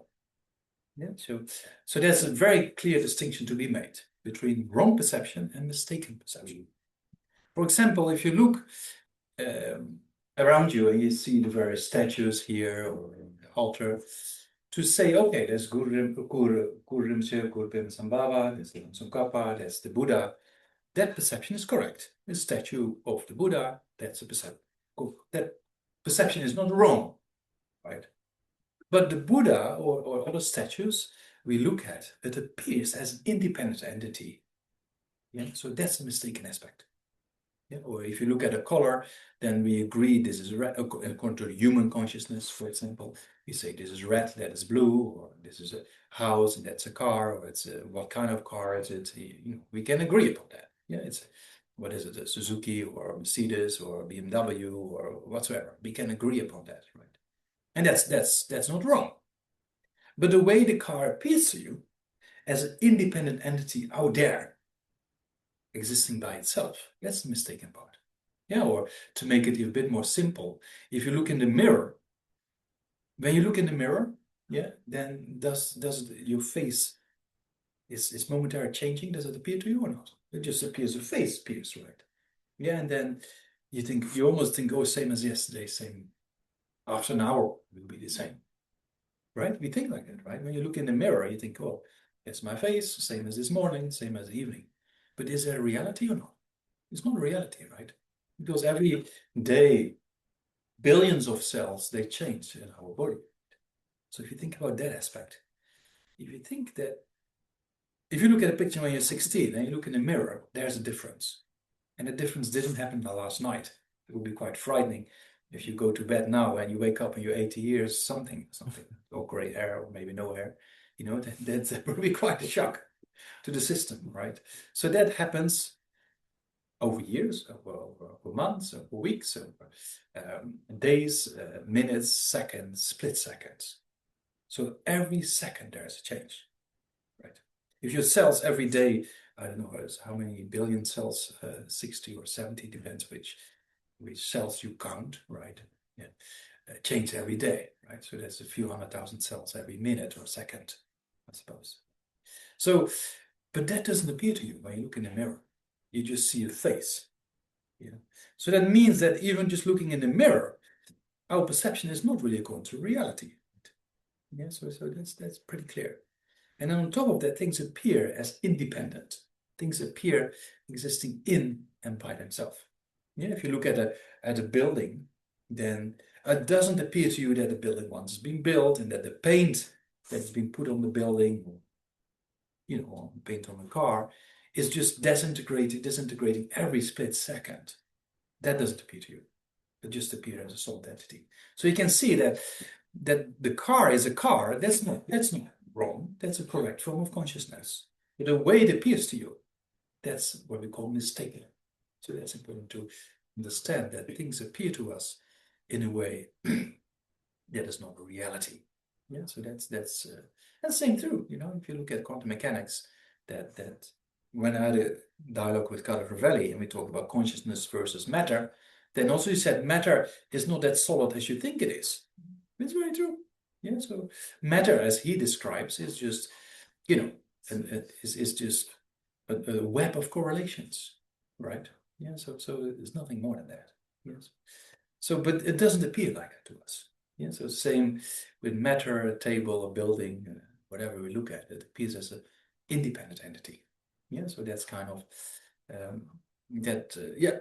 whatever appears to us is not really according to reality. And that's very helpful, because then also everything is very subjective. Yeah, when you have a problem with a person or a meeting at your work or whatsoever, there's always disagreements. Why is it disagreements? Because we just have different ideas and we have different reasons behind those ideas. And another person might think completely different than the way you are thinking, but we also have to know that person is a different form of consciousness with different habituation patterns and just thinks about things differently. And then the thing we think as reality, but it's not true. And so that it can be very helpful to open up, to understand others. Most of you probably have seen monks and nuns clapping their hands. Not like that. In debates, right? Yeah. So then you know that there's constant examination of reality and mind. Yeah. And you sometimes you think you know how things stick together because you study a lot and you debate a lot and you think, now I know it. And you sit down and people just break you down. And they just let you know that you don't know anything. And there's not one person who let you know that your whole class is shouting at the same time, you are finished. You made a mistake. And then the whole monastery knows that. So this is very interesting. It's very good for the ego that you see that what we think sometimes is how it is might not be the case. Because we just have one way of logic or reasoning that might be valid to a certain extent, but there might be other interpretations possible as well. Yeah, so that's kind of a very interesting aspect of seeing that we hold on to the reality how it appears to us, but that's not really how it is. So that helps us to be more open-minded, with other people's ideas and yeah, same. I was in Oxford. I do some summer schools, teach some summer schools in Oxford, and it's very interesting. It's kind of high-profile people. It's a very expensive course. It's not like course. Yeah, it's a quite expensive course. So then you have people who are, expert in their own fields, and there's summer school in Oxford University, continuing education department. They run like 6 courses simultaneously, yeah, and then for a few weeks. And then you meet the teachers and the students of the other courses as well. It's very interesting, very good for what we call networking and things like that, right? So then you meet very interesting people. Yeah, there's one course on how wars end. That's one course. So this means, like conflict resolutions. Yeah, so it's very interesting fields. And then you can see, and I talked to a few people in that field, and they say it's true. You have to really understand how other people are thinking in order to solve an issue. Yeah, just only think about your own ideas is not going to help. Yeah, so it's very interesting that the subjectivity of consciousness plays an important role. Yeah, so you can see that with conflict resolution or just resolving difficulties in our own lives, it's very important to understand how other people are thinking, right? Yeah, so that aspect of problem solving, understanding reality can bring great benefits. Yeah, so. And that everything is nature dependence also can bring great benefits, to see everything in nature dependence. But then to go back to the quote we started with today, you teacher of the you move without compassion, you eliminate wrong views, you teacher of the sublime Dharma. Yeah, so compassion is the motivation, right? Or the method, as we say. And the wisdom is helping us to actually move forward. Yeah, so as long as Dalai Lama often says, Ninja Janjublamik, yeah, Kaza Dimare, Ninja Sanjalamik, Sherap Janjublamik. That means that compassion is based or focused upon sentient beings' sufferings and have a wish to free them. But wisdom is focused on enlightenment. Yeah, in order to make that happen, you have to develop yourself. Yeah, so and a certain traditions we talk about the union of emptiness and compassion. Yeah, so that means that your compassion gets increased by wisdom. Yeah, so we often say our compassion needs wisdom. Yeah, so we always need method and wisdom, as birds have 2 wings, right, to fly. Yeah. So to fly to the city of liberation, so to say. Yeah, so you need method and wisdom. So the wisdom aspect will enhance compassion. And why will wisdom enhance compassion? Because if you understand emptiness and dependent origination, and particular emptiness, you also understand ignorance. If you understand how reality exists, you understand misunderstandings of reality, right? So if you understand how things in realistic things ultimately how things exist, then you also understand ignorance. If you understand ignorance, you also understand why we are suffering. And if you understand ultimate reality, you also understand you can eliminate this ignorance. Yeah, there's a very interesting text. I mentioned that here a few years ago, maybe also. There's one text by Panchen Lobsang Choe Khor Sum, one of the great masters of the Tibetan tradition. And there's a text called Debating Ignorance. There's wisdom debating ignorance. Yeah, so it's very playful way. Yeah, it's a very playful text. One of my friends who actually came to CKSL when Geshe Tenzin Namdak once came, he actually wrote a book on this text and made a play in Canada, I think in this state, Karnataka state. He did a play. So there's wisdom is having a debate with ignorance, you know. So then ignorance says, "What, you wisdom? You just knew. You just don't understand. You know, I'm here since beginner's lifetime. I'm much stronger. I'm gonna win this game." And then wisdom says, "Yeah, but the way you apprehend reality doesn't exist, so I'm gonna win because I understand reality." Yeah. And then ignorance says, "No, don't worry, because my habituations are so strong, you cannot kick me out." And the people believe me because their habituation is there since beginner's lifetime. Yeah? And I make them believe I'm the reality. Yeah? So there's a very interesting debate between wisdom and ignorance. But it's true, if you understand how reality is, and you understand emptiness, right, you also understand ignorance. And you also understand that ignorance is a root cause for all suffering. So that means that if you understand the suffering for yourself and the cause for suffering for yourself, you can extend that to others. Yeah, so compassion, the wish for others to be free of suffering, yeah, that's the definition of compassion, cannot be generated if you don't understand suffering. How can you wish others to be free of suffering if you do not understand suffering? You first have to understand suffering. And to understand suffering, you have to understand the cause of suffering. The goal. The cause. The cause. Yeah. So the cause of suffering, as we know, are the disturbing emotions, the afflictions. Yeah. And that's the cause or the direct cause of suffering. Yeah. And the root cause of suffering is this ignorance. Yeah. So this ignorance is the fundamental cause of suffering. Yeah. So, and we already talked about the stronger the self-cherishing attitude and the self-grasping attitude is, the stronger anger, attachment, obsessive desire, jealousy, pride, and even modern aspects of depression, low self-esteem, shame, all those kind of difficulties we face in modern society are rooted in a sense of misunderstanding of itself. And it's very clear. I think I mentioned that here before. I'm not sure that's there, but the example is so clear. When His Holiness once with a psychologist and a person who was depressed met, and it's a very interesting video.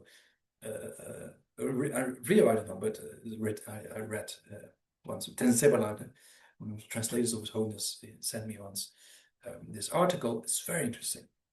So there's this lady who is depressed. There's a psychologist, and there's His Holiness Dalai Lama. And as you know, His Holiness doesn't say, "Oh, I'm very sorry to hear you depressed. Oh, please sit down." And you know, His Holiness is not like that. His Holiness is very direct. You know, why are you depressed? It's really direct, you know, attitude. Yeah? And then she explains the situation, difficult. And then he says, "Who's depressed?" And then she said, "I am depressed." And then someone says, "Where is this I?" "Here," she said, "here." And then someone said, "Okay, you close your eyes. And now you move that eye from the left to the right, just for a few centimeters." So you close her eyes. And then she smiled and said, "Oh, it's not there." You can see it's very interesting that holding on to independent entity causes a big problem. Yeah. And then seeing it's not there, people relax. Yeah. Another issue to that is the research in in the science of narcissistic approaches, very interesting. Daniel Brown from like I said, Harvard Medical School, right? Did a research, very interesting research. Yeah, I mentioned that. I often mention that, but I think it's very, very clear.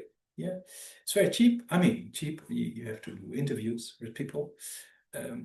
You interview people, and you know from the science of linguistics, we know how people talk is a reflection of their inner emotional life, right? Yeah, the way they use words.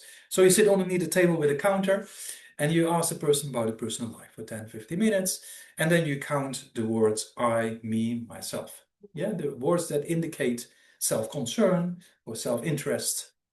And you just count that, and then you write it down, and next person. And you do that with a few hundred people or 1,000 or so, and you have interesting data. And then you look at the health records of those people, of course, with their consent.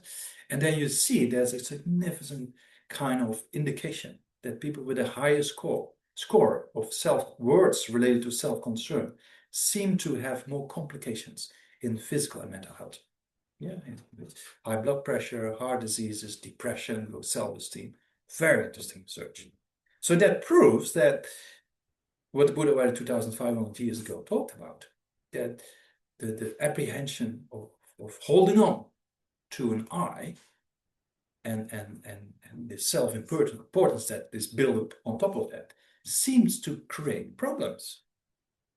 And then you look at science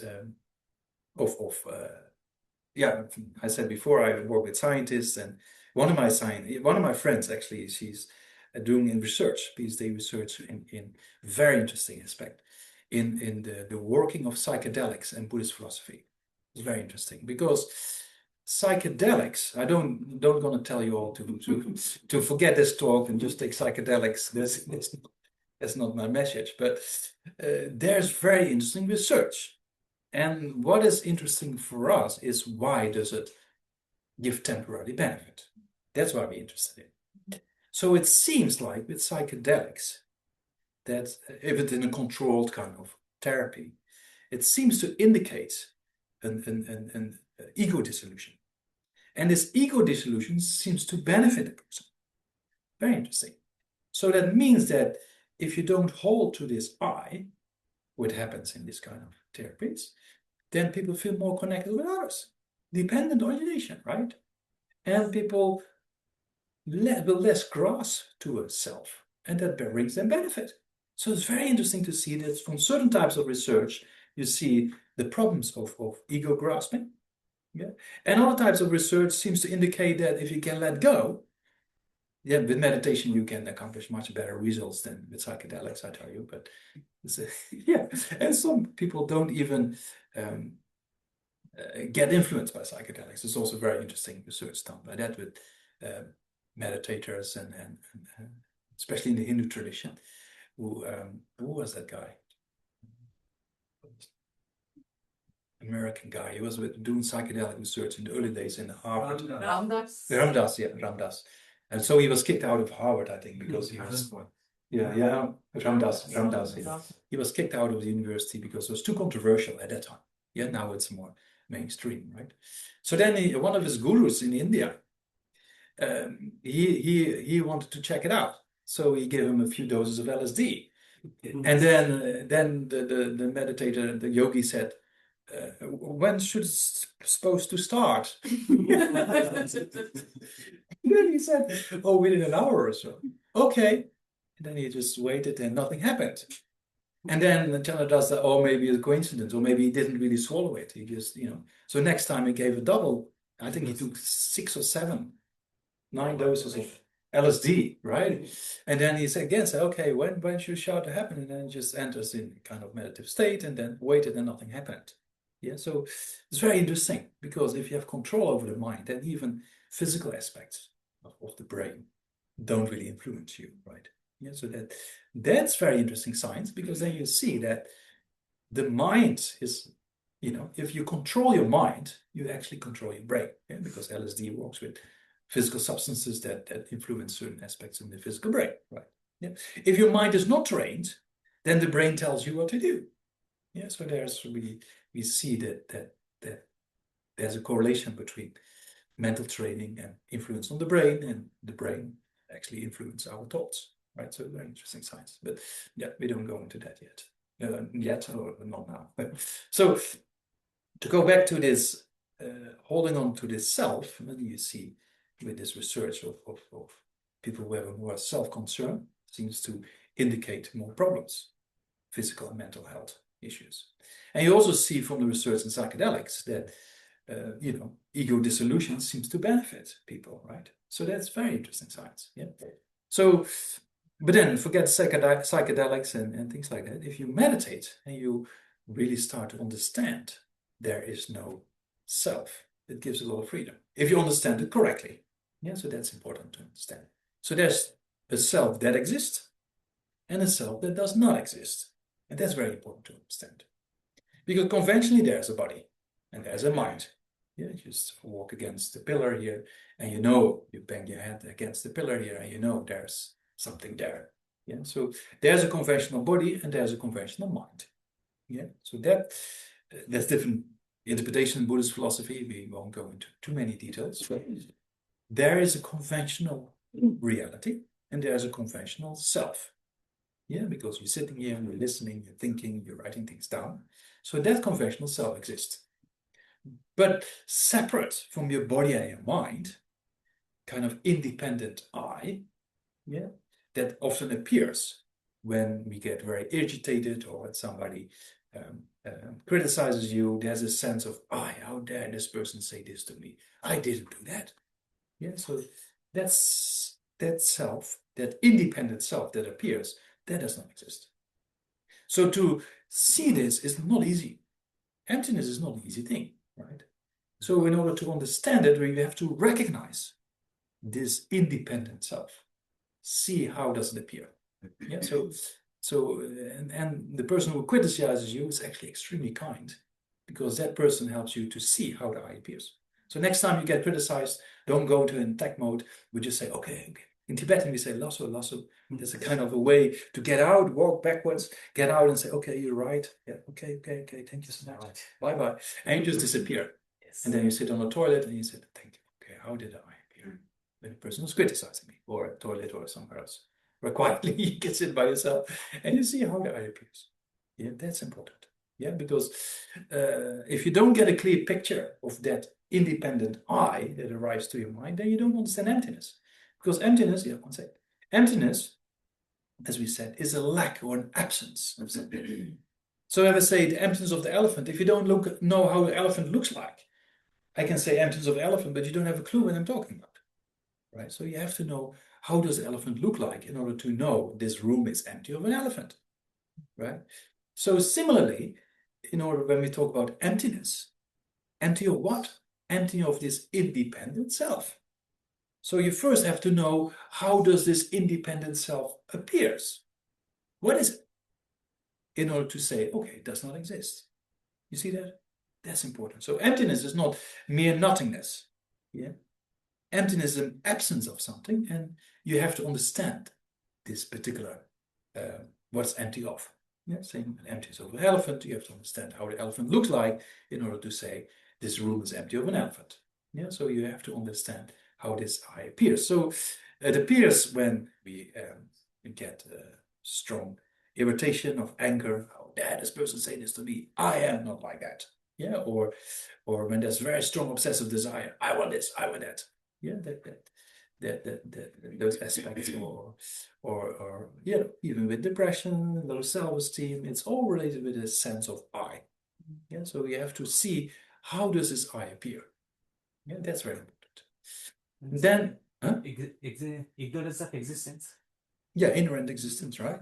Yeah, but then that's the first step, and then you use the reasons of dependent origination that things cannot exist the way they appear, because there's no independent I. You know your body we just talked about. Your body, the cells in your body, they change constantly. So there's no independent I separate from all these cells of your body that is your body, right? And your mind is even more. You know your mind? You know your mind or not? Your mind is just jumping like a monkey. Think about this, think about that. And you can ever stop. For some people, it's very difficult to stop thinking or just observe the mind itself. Yeah, so our mind is always busy. And then you fall asleep, you knock yourself unconscious, meaning sensory perception stops, but mental consciousness is still active, right? You have dreams and things like that. So that means that the mind is constantly changing. It's constantly changed. So in your mind also, is there an independent I in all those moments? If you look in your consciousness, you have 3 times, if you want, right? You have present, past, and future. But is the present independent or not? Can you find the present? The moment you say, "Oh, this is the present moment," it's gone. So if you let's say you have 3 seconds of consciousness, right? So past, present, future still has to come, and even the present second, you can subdivide into 3 split seconds, right? Past, present, and future. Yeah, and that's in the middle of those 3 split seconds, which you define as a present, you can subdivide again and subdivide again and again and again. There's no end to subdivisions. Of course, measurement, we can only measure a few billionth of a second or something like that, but you can go beyond split seconds, right? So you cannot actually find the present. So time is just basically a merely imputed aspect of reality. It's just a label. I say this is the present because that's the future and that's the past. And that's why I say this is the present. But there's nothing more than that. There's nothing substantial to be found. We say, "Oh, it is the present." There's no independent present. You see that? So then if you see that in your consciousness, that has various moments, there's no present to be found, right? You see that? And then you also see there's no I to be found as an independent entity. So there's no I to be found as an independent entity in your continuity of moments of consciousness. There's no independent I to be found in your changing body world of cells. And separate from your body and your mind, is there an ego being separate, independent from your body and your mind? Also that you cannot find. But if you put your body and your mind aside, does the I still appears as an independent entity? Not really there, right? So then you come to the conclusion, there is no independent entity or independent self. Yeah, the moment you see there is no independent self, as His Holiness says, there's a lot of freedom because you don't have to worry about I this, I that anymore. Yeah. So same with the person in psychedelics who just don't worry too much about things at that time when they have a good trip, right? Sometimes also you have a bad trip with drugs, right? So the whole thing. Yeah. So one of my friends, he told me I was 2019, I was appointed at Amso Rinpoche as a teacher in London, in the Jayam Center in London. And then I met a few people, old school students. And early days of Lama Yeshe, a few were in the hippie scene, using LSD and all kind of stuff. And one of the senior students, he told me, he said, "You know how I became a Buddhist?" I said, "Okay, tell me." He said, "I was quite into drugs. And then one point of time I had a bad trip. And I really want to get out of it. And I saw a magazine with a picture of His Holiness. And he said, 'If you get me out of this bad trip, I become a Buddhist.'" And then he said, it was like a miracle. The trip just changed all of a sudden into something very positive. And then the trip ended, and then he said, "Okay, now I have to keep my promise." It's very interesting. So just by looking at His Holiness, he changed completely. Yeah? It's very interesting. Yeah. So then you see also dependence. Nothing exists independent, right? You see that?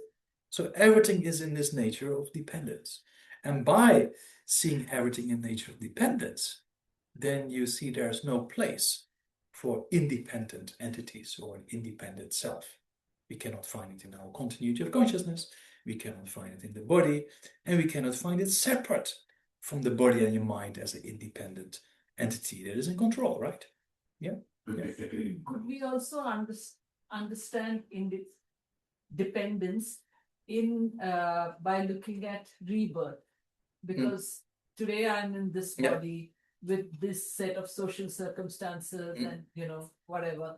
And when my next birth, I might be an ant. Yeah. And what is there today is going to help me as an ant, you know, like. Yeah. So then that ant, because of your, if that's the case, right? Right. Because of your connection with you know, Buddhism, then an ant probably is somewhere reborn in a monastery, let's say, a nunnery. Or like one example, Lama Zopa Rinpoche once, he put all kind of sugar in his room, you know, for the ants to eat. So maybe you were born one of those ants. And then Lama Zopa Rinpoche comes there and blows you a mantra, you die, you become again a human being. You make a connection, you go to teachings, you develop, and then next lifetime, you're human, and you develop. Right. So that means that your potential you've created now in this life is not lost. Right. Yeah.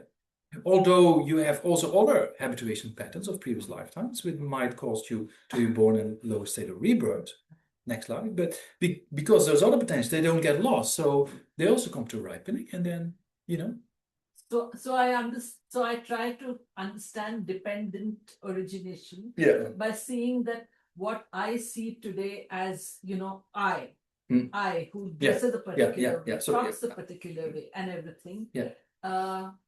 That I is only because I have been born in these set of circumstances. And if I get born as an ant, then none of this which I hold so true and so solid today is going to be there in the ant. So yes, but still it will be there in the form of imprints or potentials. Right. No, I understand. Yeah. Because we have a kind of limitation. Yeah, if whatever rebirth we have, even if you're born as a human and you're born in a war zone, something like that, or with a brain impairment, yeah, then you have limitations, right? But that does not mean those kind of potential in your mind, they go completely gone. Yeah, so those potentials remain. Yeah, so that's a very positive aspect, that our potentials, they don't get lost. Yeah, they get activated later on in future states of existence. And then, as I said the other day, not the other day, like before the break, if you develop yourself, yeah, lifetime after lifetime, then you have more of those potentials and you become more stable. And then you don't be born as ants anymore, or in other rebirths, you're born as human again and again, and you develop.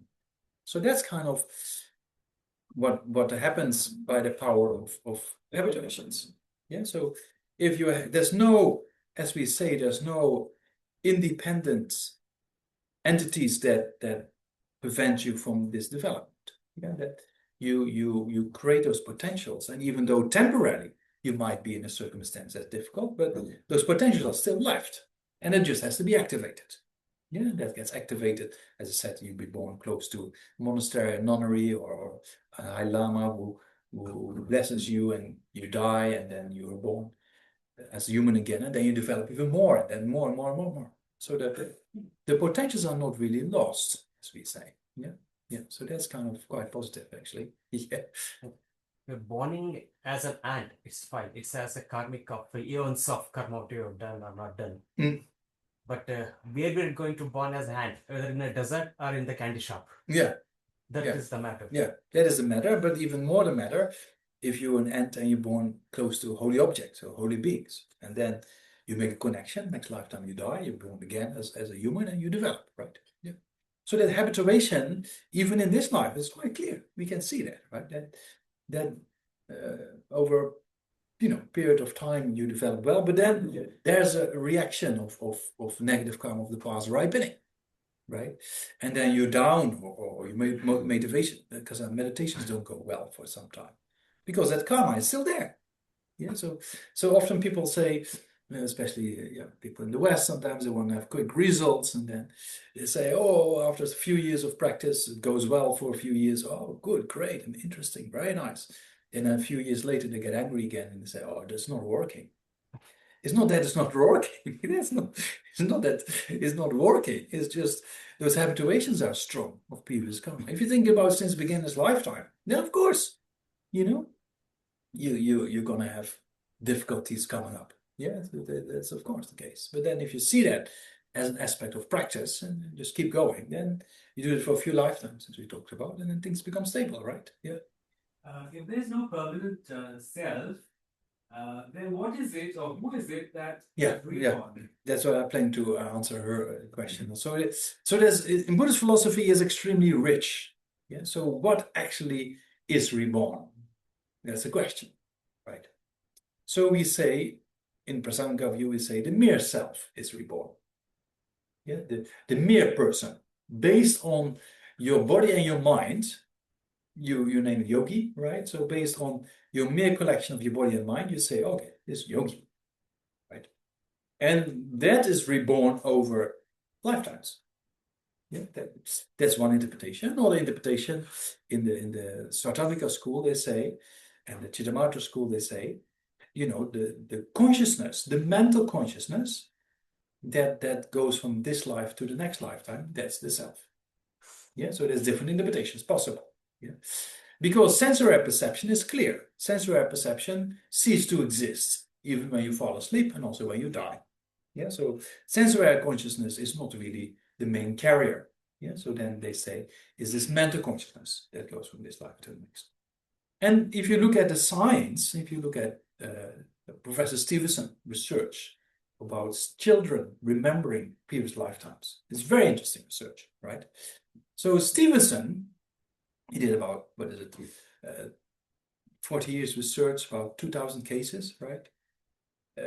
Together with bird marks of the cause of death of the previous personality. It's very, scientifically, it's very sound. Yeah. So then, what he says is, I'm not trying to prove reincarnation, but there is something, you should ask the question, there is something that carries the information of a previous personality to the present.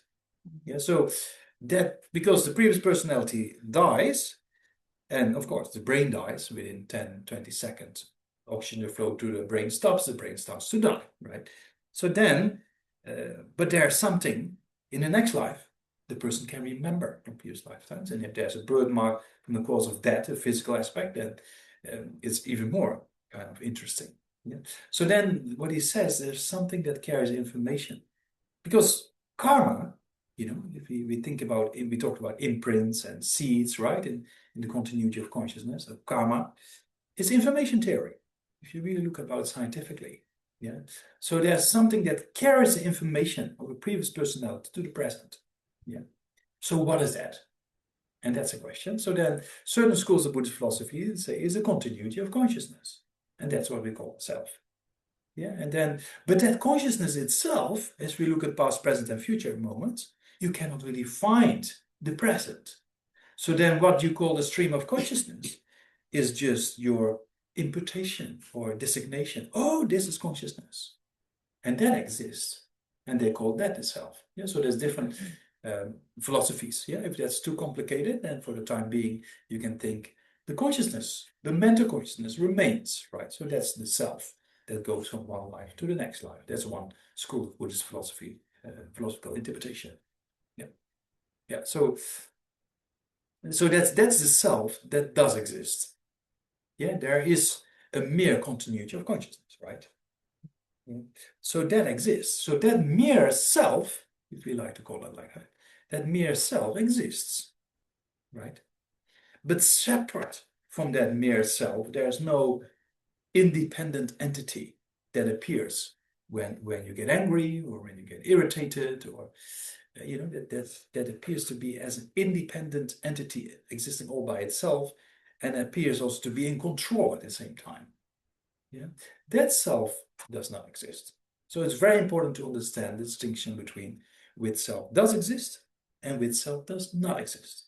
So this mere self, or this mere continuity of moments of consciousness, that exists. And that's individual. The way you experience things, the way the person next to you experiencing things, there's two different forms of experience. So there's individual streams of consciousness. So that exists. But separate from that mere continuity of consciousness, there's no independent entity or self, although it appears in that way. Yeah, but we already talked about what appears is not always a reality. Yeah, so and this self appears very strongly, and most people believe in it because the habit is so strong. Yeah, so we're very fortunate to think about this, because most people they cannot even think about it. Yeah, because you know the Matrix. Yeah. So in the Matrix, I was forced to see that movie. After I became a Buddhist, I lost interest in it. A few of my friends said, "Oh, you have to see it. It's very much mind-only school and blah blah blah." So I looked at it, but yeah, there are some similarities. Of course, it's a lot of violence and guns and shooting. But if you take the red pill or the blue pill, if you take the red pill, there's more violence temporarily, right? But in Buddhism, if you take the red pill, violence stops. so but if you know the movie, it's a very interesting analogy. So you know Mr. Smith and the agents with the black sunglasses and jackets, they show up and try to take you back into the Matrix. So that is actually how the habituation patterns of our negative behaviors, they always try to take us back. And with emptiness, same thing.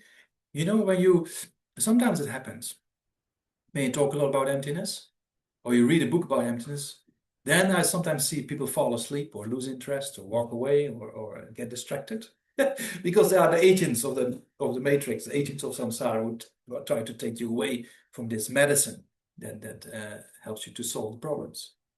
So that's very, very similar, that the habituation patterns, they try to take us back because they're strong. Right?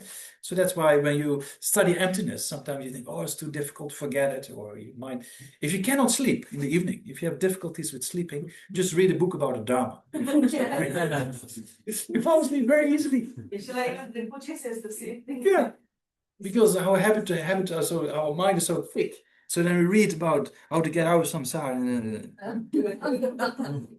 Yeah. So that's good advice. It's better to study the Dharma and get realizations. But yeah. And to add to that Matrix list, any of Christopher Nolan's movies or of talking about I call them the celluloids spiritualists. Okay, similar as I don't know, but yeah. Interstellar, Tenet, and then there's another movie also. The Oppenheimer. Yeah, he made the Oppenheimer, but there are movies like Inception. Yeah, you've got to watch those as well. Inception. Okay. Yeah, now I have to watch movies more. I don't know. I have enough knowledge from Buddhism. I think that's so. They are amazing movies, right? Okay. I try on the plane next time, and I'm really bored. Inception, is it? Inception. Christopher Nolan, just right. Christopher Nolan. N-O-L-A-N. Okay, right. Christopher. Venerable, he's also done Batman. Okay, all right. I try to remember. Yeah, not Batman, right? But yeah, I think Batman movie probably won't get much out of it. But yeah. Okay. So what I say. So then you see that those habituation patterns try to take us back, right? But there are also in that matrix you see that things are not reality as it is. Yeah. I was in Google. I did a few talks in Google Cloud head office in London. They had some mental health weeks, sometimes, and they invite me a few times for talks. Now there's no time anymore for those kind of fluffy stuff. Google used to be quite good, but now Microsoft and other companies, they seem to be more focused on production of things rather than mental health. So it's not going the right direction. But when I was in Google, then the first time I went in the head office in Google, then in the basement, they had this kind of very interesting aspect for I don't know the motivation, but you had this kind of, you could do fitness or table tennis, or there was a whole music kind of recreation room, and then you get coffee and things for free. And it's not for people, of course, one aspect is to relax the people, but in order for them to produce more work, right? But anyway, so I was there in the office, and there was this whiteboard, and there was a red pill, blue pill, there were many more, and people could, you have one, put your number down, right? So there were many more would choose a red pill than a blue pill. Anyway, so where do we go? So that means that things appear to us which are not really in accordance with reality. Yeah, so that's what we talk about. That's true with afflictions, with anger and obsessive desire. But the fundamental aspect is misunderstanding reality.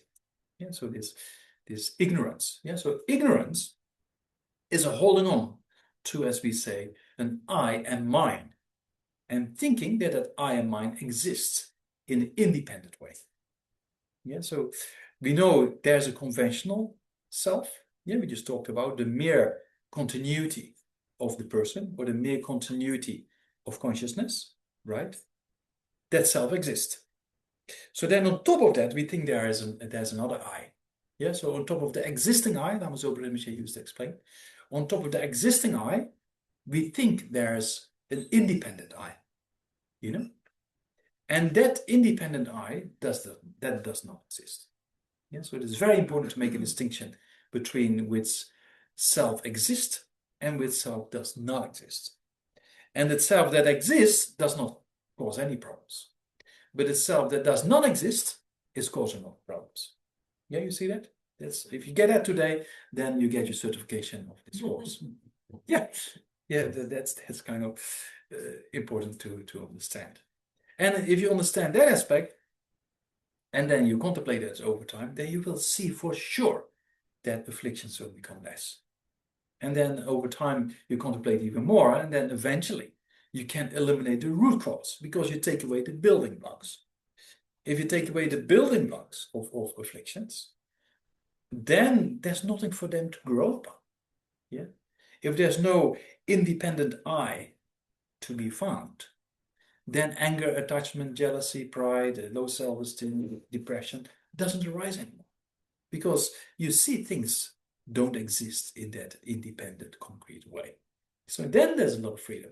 Yeah, as His Holiness often says. So His Holiness once also said, which is very straightforward, down-to-earth advice, if you contemplate emptiness for a few decades, yeah, then for sure things will change.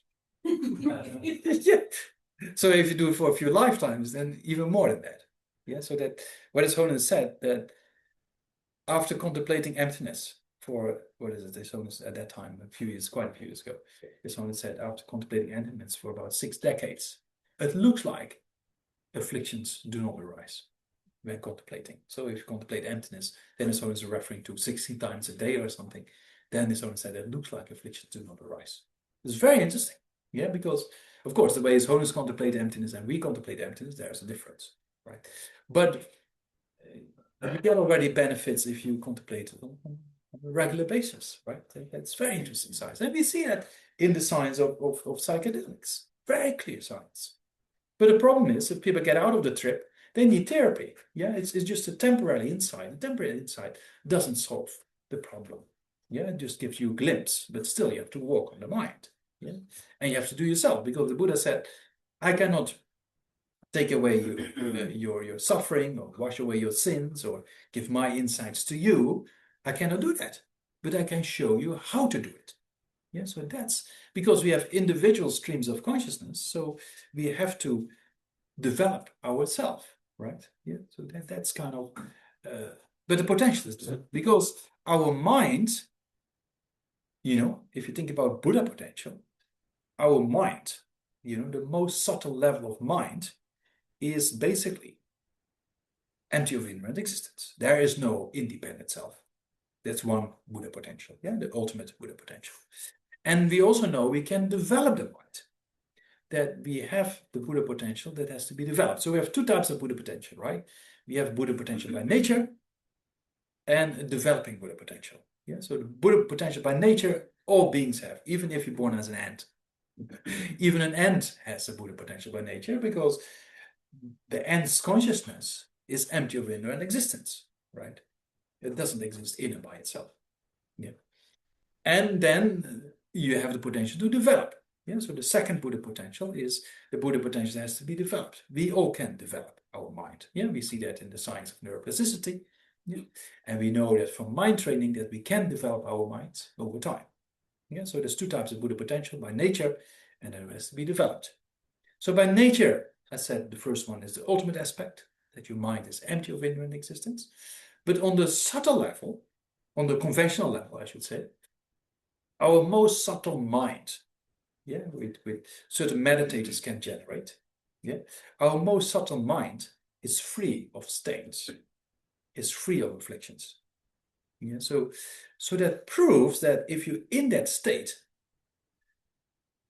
disturbance of mind do not arise. So that proves that these afflictions are not an innate part of our most subtle mind. So our most subtle mind is actually free of afflictions.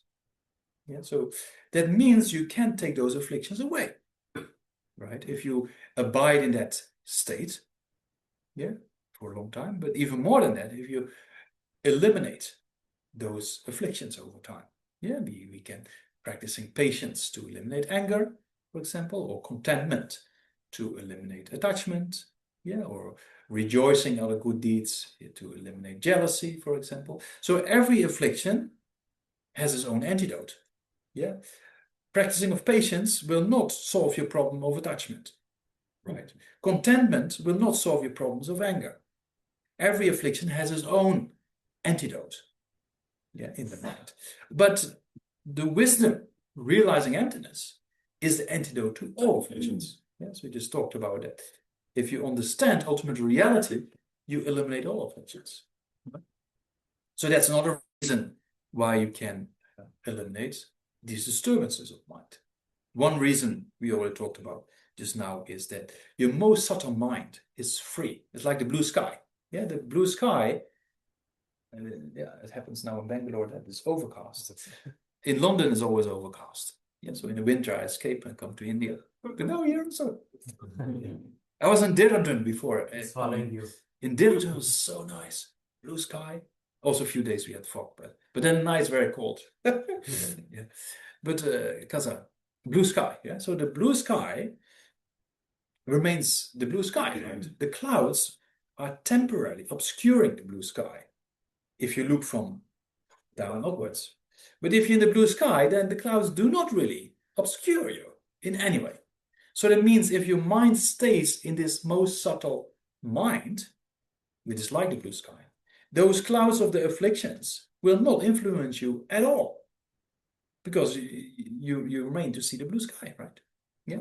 So you can see that the afflictions are very temporary or adventitious. Yeah. Yeah. So that proves that the blue sky always remains the blue sky. The clouds never become a part of the blue sky. They just temporarily obscure the blue skies. You see that? Or if you have a lake and it's wind still, everything reflects in the lake. That's clarity. But with the winds of the afflictions, then waves come and things get disturbed. Yeah, so it's very similar to our mind. Yeah, so you can see that our mind deep down below is free of these states. That's one reason. The other reason is that we can change the mind. Yeah, so we have the potential to change, and also afflictions and disturbance of mind, they come and go. And sometimes they stay a bit longer than we wish them to stay, but but eventually they go away again. Right? So that means they're temporary and they're caused by causes and conditions. So if you play with causes and conditions, also you can eliminate those afflictions, right? Sometimes you have a good dream, you wake up and you're happy, and you want to go back to sleep to dream over again. But then you have to go to work or the office or social activity, whatsoever. And then you read this annoying message and your happiness is gone, right? So that means that there's no inherent happiness or unhappiness. It's just causes and conditions that creates it, right? So that means if you play with causes and conditions, you can change the mind. You see that? Yeah. So that's the second reason why we can change. And the third reason we already talked about is that those afflictions, those disturbances of mind, are not in accordance with reality. Yeah, we already talked about anger overestimates the faults, attachment overestimates the qualities, ignorance grasps at things existing in an independent way, where that's not the case. If you understand the reality, then also you can counteract those afflictions. You see that? So there's mostly three reasons His Holiness often uses, or is based on the Brahmavadika literature, is that the mind has this clarity, yeah, or this luminosity of the mind, and the stains are, or the afflictions are adventitious. Yeah, that's one reason. The second reason is that the afflictions are cause and effect related. So if you play with cause and conditions, you can counteract and apply the antidotes. And the third reason is that all those afflictions are not in accordance with reality. So you can basically eliminate those afflictions. Yeah. So yeah, to summarize a little bit, that we started with motivation of compassion, and that compassion becomes stronger if you combine it with the wisdom understanding reality. Yeah. Because if you understand reality, it will increase your understanding of ignorance. And if that understanding of ignorance is stronger, you also know why we're suffering and why sentient beings are suffering. If you understand why we are suffering and why sentient beings are suffering, then your wish to be free of suffering becomes stronger, right? And if you then also know, okay, how is our suffering of body and mind created? By karma and afflictions, right? And how is karma and afflictions created? By these disturbing emotions or these disturbances of mind. And where is that rooted? That's rooted in this ignorance of this ego clinging or holding on to this I. So if you take that away, then you take away the root cause of all suffering. So then your insight or your wisdom understanding ultimate reality helps you to understand suffering or the cause of suffering, this ignorance, and also helps you to get how to get out. You see how to get out. So that's what Holiness often says, that if you understand ultimate reality of this emptiness, which in the beginning is not easy, but it doesn't matter. Yeah, we have to invest for a few decades. Okay, yeah, homework. So at least from now until we meet next year, or yeah, we meet again maybe somewhere in 26th. But other than that, if you keep this as a practice, then over the years things will happen if you put some effort, right? Yeah. So if you understand this ultimate reality, when the beginning is not easy, but over time you can develop it, right? A few decades. If it only says a few decades, then we might need a bit more. But that you shouldn't give up. Yeah, because if you're on a particular track, although it's difficult sometimes, at least you're on track. Yeah, if you think, oh, it's not working, it's too difficult, put it all aside, then you're back to the matrix. Yeah, but Mr. Smith took you back. Yeah. So you have to see that Mr. Smith is not really in reality, in the sense of these habituation patterns are just habituation patterns, nothing else. Yeah, so then you can see that by that understanding of reality, how afflictions are misunderstandings of reality, how ignorance is the root cause of these afflictions, is holding on to an independent I, is the root cause of these afflictions, then slowly over time you able to eliminate. Yeah. And as one of the great masters of your country, yeah, Aryadeva, who was a student of Arya Nagarjuna, I just mentioned in the beginning, Aryadeva said in his 400 verses, he said, even having a mere doubt, yeah, doubt tending towards the factual, as we call it, if an inherent I exists or not, and you think, maybe not, that doubt is shaking samsara. Mm-hmm. So that's kind of very interesting. So even though emptiness is difficult, even if you just merely doubt it, in the sense, maybe it exists, maybe not, probably not. That doubt is already starting to shake up samsara. Yeah, so then you contemplate more, you study more, and then over time, a few lifetimes, then we meet again, and things will be better. Yeah, yeah. So that's maybe enough for today. Yeah, you had a question before? So it's we were discussing about criticism, right? So someone criticizes, so we should not react, and we should apply.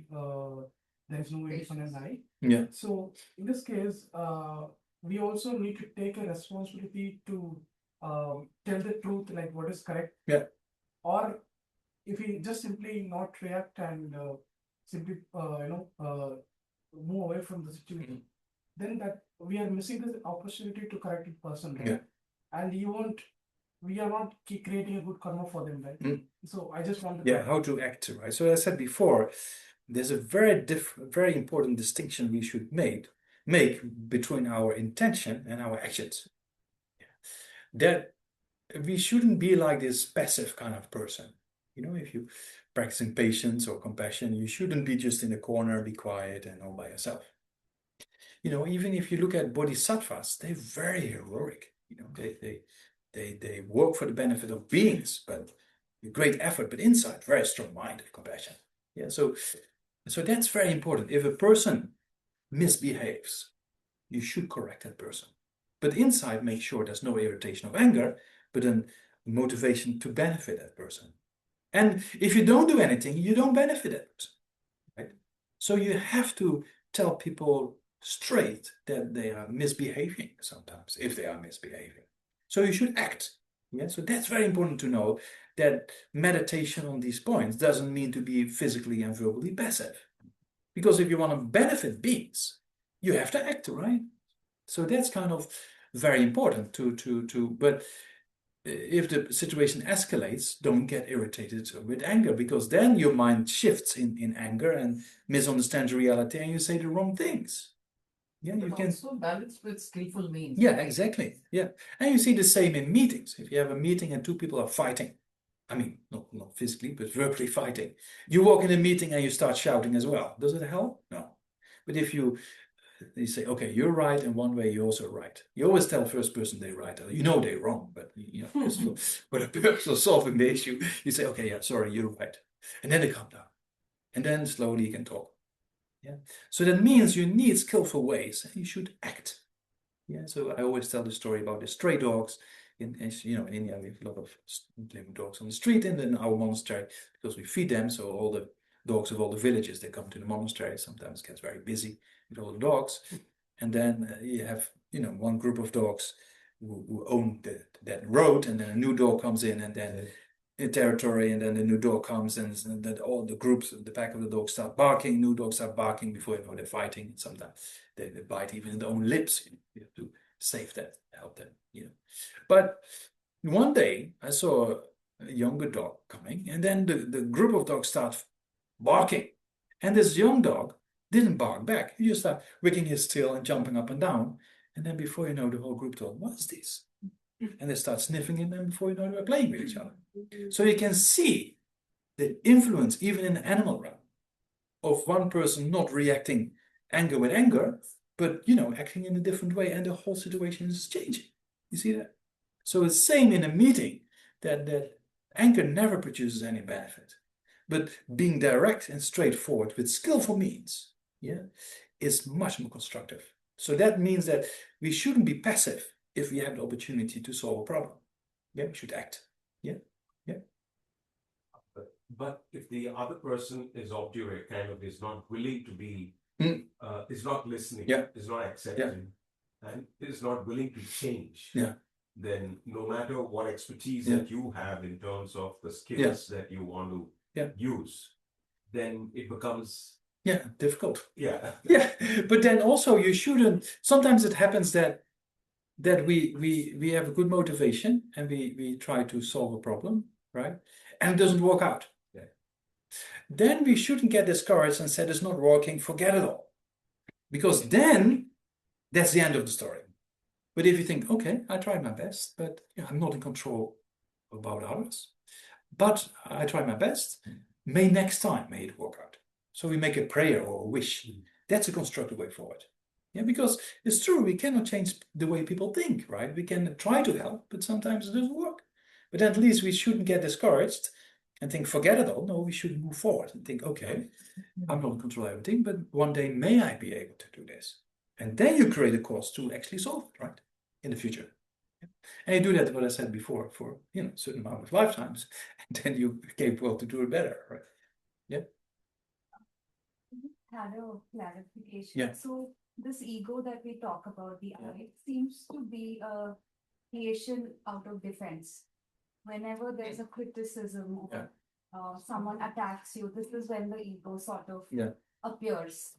So would it then follow that if we were to offer compassion, unconditional compassion, then it dissolves?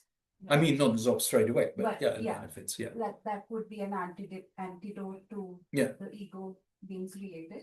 Yeah, I mean, one aspect, because if you have compassion, you think about others, right? When the ego is there, you think only about yourself. So there's a correlation between generating love and kindness and compassion, and what we say, cherishing, exchanging self for others. That technique that you try to cherish others more than yourself. Yeah. So there's an exchange happening there. And with that exchange, you also reduce the ego aspect and the self-cherishing attitude. As we said, if you've been studying the wield of sharp weapons. So there you see there's an ego grasping and self-cherishing, right? In one part, in the beginning part of the text, it says the root of suffering is self-cherishing. Later in the text, it says the root cause of suffering is ego grasping. Yeah. And of course, they are related with each other. Yeah. So we say that in that context, the direct cause for suffering is self-cherishing. The root cause is this self-clinging or holding on to an inherent I. Yeah. So the more you reduce the self-grasping, then the self-cherishing becomes less. If the self-cherishing becomes less, then also the afflictions will become less. Yeah. Yeah. Follow up question. Yeah. So as children, when we're very tiny, we do need that cherishing from our caretakers, right?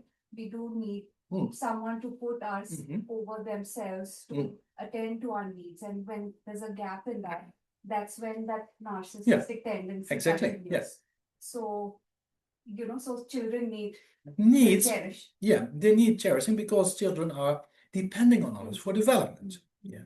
So that just, if you look at it from a neutral perspective, they need to depend on others for survival. Yeah, and for developing. But the more the child is getting self-cherishing attitude, then it's not going the right direction. Because they're just small, they need to depend on in education, physical way, they need to depend on others, right? Yeah, and affection, then young children need that, right? So that means that, but when it's mixed with attachment, it's not going to produce the right results to the extent it can produce. Yeah, often we see ourselves also, our compassion and love and kindness is mixed with attachment, right? Yeah, so we should make it in a general way that is without attachment. And we all do that for if you have children, you know exactly what I'm talking about. I took care of an orphan here in the monastery. I'm going to see him also tomorrow and be with him again. So he was an orphan. I took care of him since he was 5, very young, because he lost his father. His mother couldn't take care. And then, this Arunachal Pradesh, it's kind of like Tibetans, right? So they came to the monastery. And I had the same thing. Like somebody took his football one day. And instead of thinking, okay, maybe there was an argue between the two, straight away I took my mind was my child doesn't make any my child. this young little one didn't make any faults. It's the other person's fault or something like that. Because all our compassion and love and kindness is mixed with attachment. Right? So we should make it as being separate and to make love and kindness and compassion more genuine. And that's based on what we talked about before, on equanimity, to see all beings as equal, right? Yeah.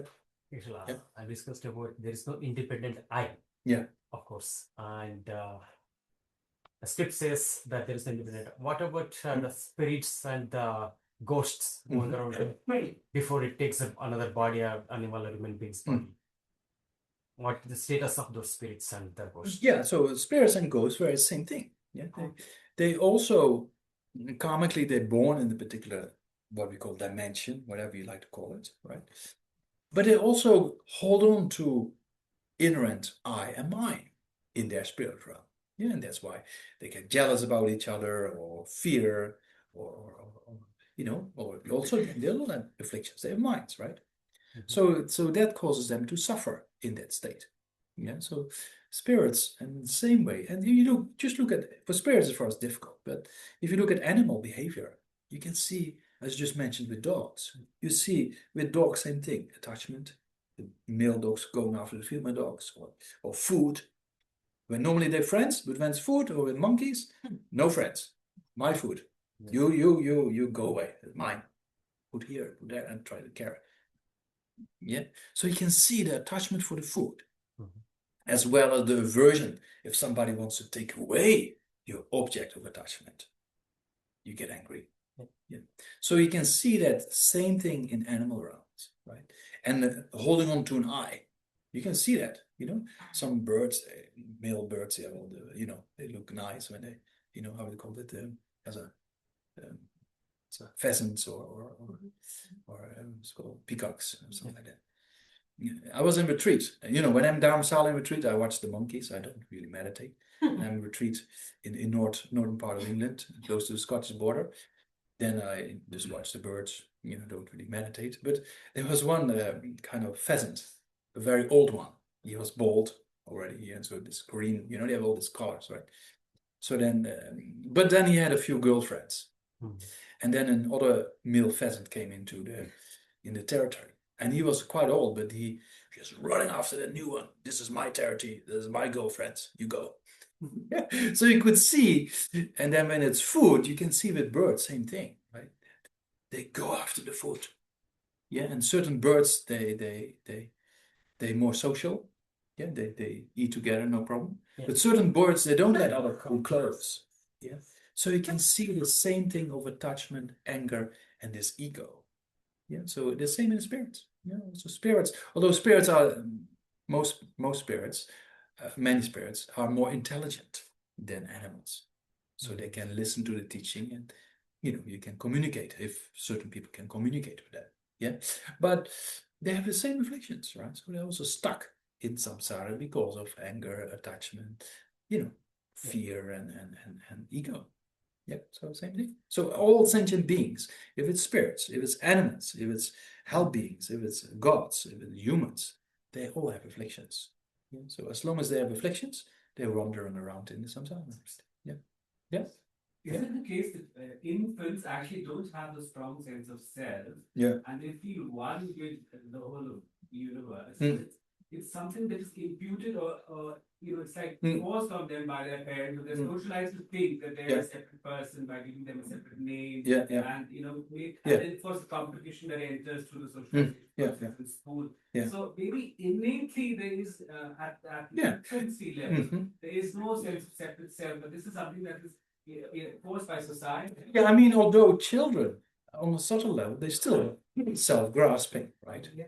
But you also can see, as is always often indicated, in the animal realm or young children, there is innate aspect of goodness. Yeah, there's very interesting science with newborn babies who haven't the capacity to talk yet.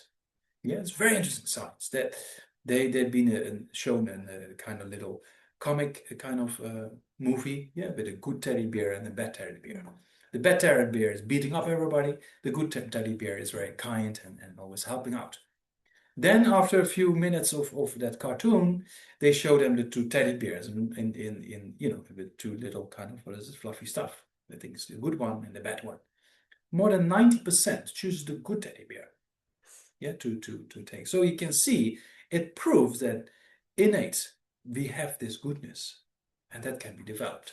Yeah, but then of course with society and conceptualizations and things change, right? And then things change. It's not the fault of the society only.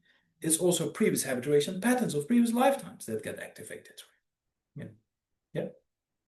So does the good and the evil, as such, exist on its independently? Or is it also you have the interdependence? Yeah, of course. Unless you know what is bad, because exactly what is good there, right? Yeah, exactly. So in order to define good and bad, is same as long and short. Like general speaking, the Dutch people are the tallest on the planet, but this person sitting in front of you looks maybe tall with my colleagues in the monastery, Tibetan world smaller. But when I go back to Holland, I'm quite short. Yeah. So you can see it's all relative. Yeah. So good and bad depends on how you define it. Yeah. But on a conventional level, there's a difference between how we define good and how we define bad. So that conventionally exists, right? Yeah. So same with states of mind, positive states of mind, negative states of mind. It does not exist independently. But on conventional level, yes, in independence of good and bad, we say, okay, this is considered as good, that's considered bad, or this produces suffering, that's what we call non-virtue, this produces happiness, that's what we call virtue. Yeah, so in conventional level, that exists, right? Yeah, but not independent, of course. Yeah. Okay, one more. Yeah. Sorry to ask another question. So we are wishing for others, good for others, right? Yeah. So like praying. So does it really help them in some way? Because praying, praying or wishing someone's for any good thing to happen, right? Does it work or not? So, but they doesn't know that they are doing or not.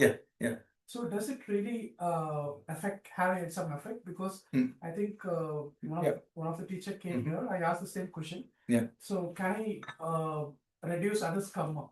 Yeah. So yeah, So there's a few things to think about. You know, you cannot, as we say, the Buddha said, I cannot take away your suffering or wash away your negative karma or give my realizations to you, but I can show you how to do it. So that's one aspect. Another aspect is that nothing is independent. So your prayer for somebody else, if there's a karma connection, of course it has an influence. Becomes a condition. Yeah, there's a condition. You play with conditions. For example, to give you a very interesting example that might clarify this all, one of my friends was a very wealthy family in Singapore. Yeah, and the person's father was diagnosed with cancer, went to the best hospital. The best doctors were flew in to try to cure the person. They said 2 more weeks, that's it. We cannot do anything anymore. So you can see from a medical point of view, nothing could be done.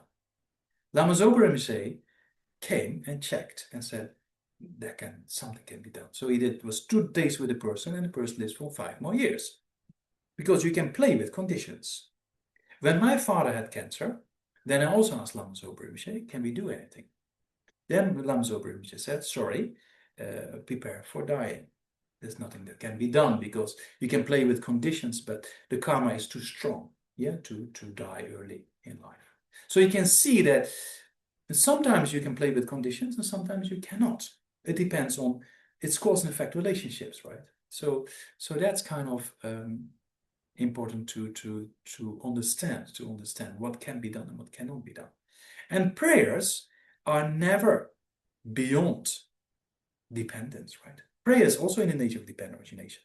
So when I had this question, and I thought, I want to know more about it, and I came across about a scientific research being done with Christian nuns in the US who were praying for mothers in South Korea. Yeah. It's very, very well designed research. The mothers didn't know that they were prayed for, so there's no placebo effect. There was control groups, and it's very interesting research. It seems to indicate, a significant kind of change, that the groups, there's groups that were prayed for, groups that were not prayed for, right? And there's a control group. So it seems to indicate that those who were prayed for, there were less birth complications. It's very interesting. Yeah, so that means nothing is beyond. There's a book called Extraordinary Knowing by Elizabeth McLeod.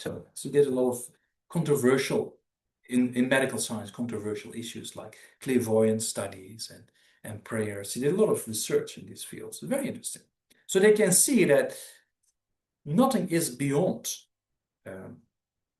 dependent origination. Right? But yeah, it doesn't mean that you pray for things and everything will happen. There's this kind of, people believe in this, what is manifestation kind of ideas. It's very popular in the US that, you can pray as much as you like to get a Ferrari or a Lamborghini tomorrow, but it's maybe not going to happen. What do you do with a Lamborghini in Bangalore? You probably won't be able to use it on the roads because it's a very smooth road, right? But anyway, joking aside, it's not that whatever you pray for will happen. Yeah, because everything depends on cause and conditions. But it's another a tool in these relationships, right? So that means it has an effect, but it depends on many causes and conditions. What kind of effect it has? Yeah. In the theistic traditions, from which some of us come from, we have this understanding that there is a God, who we can pray to grant requests. So is there something like that in Buddhism? Yeah, same thing, similar. Yeah. So certain gods or spirits or whatsoever, and they have influence, right? Yeah. So if you ask them to help, then sometimes they can create causing, but also they are within causes and conditions, right? Even the Buddha, if you pray to the Buddha who is beyond samsara, the Buddha can only act and help us in the dependence of our karma, right? Yeah. So that the Buddha cannot take away our karma. So when the Buddha wants to help us, it still depends on our karma if we can be helped or not. Yeah, same with my father. When Lama Zopa Rinpoche, who was considered as an enlightened being, he said, sorry, there's nothing that can be done because the karma is too strong. Yeah, so it depends on many causes and conditions. But powerful gods, same thing, they can have an influence. Yeah, nothing is beyond dependent origination, as we say. Yeah, so they can, if you pray to them, they can create causes and conditions. But if that happens or not also depends on your karma. Yeah. Same if you want to win the lottery because you want to, do some charity work. You pray to the gods to help and to get the right ticket or something like that. But if you don't have the karma to get the right ticket, you can pray as much as you like, but you're not going to get the right ticket. You see that? So it depends on many causes and conditions, yeah? Rather than just one from its own side existing entity or force or whatsoever. That we don't really accept, right? Yeah. So by what you said, that if I was to view my consciousness as a moment of consciousness, that is the conventional perception. Yeah, that's conventional, right? The conventional reality of consciousness means a moment of consciousness. Yeah. So there are Arhat view consciousness from that perspective. There are Arhat, yeah. Yeah. So he views his consciousness as a stream of consciousness. That they're different from the other streams of consciousness. His consciousness is individual, and is in that way it's different, right? Because if you become Arhat, he becomes Arhat, she becomes Arhat, I become Arhat. We meet somewhere in the Pure Lands, and then we say, "Hello, how are you?" "Oh, I'm Arhat now." "Yeah, me too." So you, joking aside, you're free of afflictions and the cause for suffering, but still we are individual streams of consciousness, right? So the contaminated aspect of consciousness has ceased to exist. Yeah. So the afflictions and the seeds of those afflictions, they've been taken away. Yeah. So we all have pure forms of consciousness, but it remains individual, right? No. It remains individual. No, but I say yes. Up to the path of seeing. So on the part of seeing, on the when you go to the part of seeing, what we call the part of release, on the part of seeing, you only have eliminated the acquired. Selflessness of person is eliminated. Yeah, the acquired. The phenomena. acquired grasping of a self is being eliminated. You still have the innate grasping of a self, which has been eliminated on the part of meditation.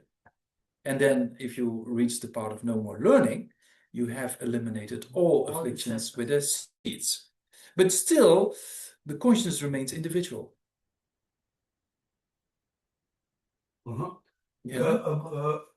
Because your Buddha nature, when you attain Buddha nature, and when let's say Niranjan attains Buddha nature, both of you will perceive the same phenomena identically. Identical, correct. Right? Correct. Then the consciousnesses are identical. No. So you can see the color blue, and she can see the color blue. Conventionally. Yeah. On the part, the Buddha also has a perception of a realization of conventional realities, right? So another thing that makes it very clear that the Buddha's mind streams are individual. If each of you become a Buddha, right, we're all the same in our qualities, we're all the same in our capacities, yeah. But you benefit a certain group of people you have in previous lifetime a stronger karma connection with. She has other connection because our consciousness was individual since beginning of lifetime. So you benefit a particular group of people she cannot benefit that well. She can benefit a group of people you cannot benefit as well because of the karmic connections of previous lifetimes. So that proves that the continuity of consciousness remains individual. So, as a follow-up to the question, so what is the antidote to the obscurations to the oneness is all? That's the last one, right? The obscurations too? To viewing the oneness is all. Yeah, the non-dual. I mean, what we call we call the non-duality, right?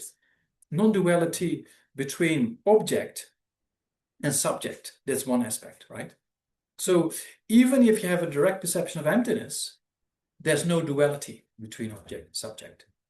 That you attain on the path of seeing. Yeah, correct. But on the path of normal learning, is there a difference? The difference between non-duality from an Arhat perspective and on the part of seeing or the part of meditation, the aspect of non-duality, there's no difference. But when we talk about non-duality of the Buddha, then we go a step further, because the Buddha with one mind can see conventional reality and ultimate reality directly. And that's not possible, even for an Arhat. Yeah? So that's another perception aspect of duality at the level of Buddhahood. Yeah. Yeah. So let's strive for that non-duality of Buddhahood, yeah, to be of the Kaza, full capacity to work for the benefit of being. So let's recite a dedication prayer of today. Yeah. So His Holiness Dalai Lama often recommends the Lamrim dedication prayer. You can find on page 102 of the booklet.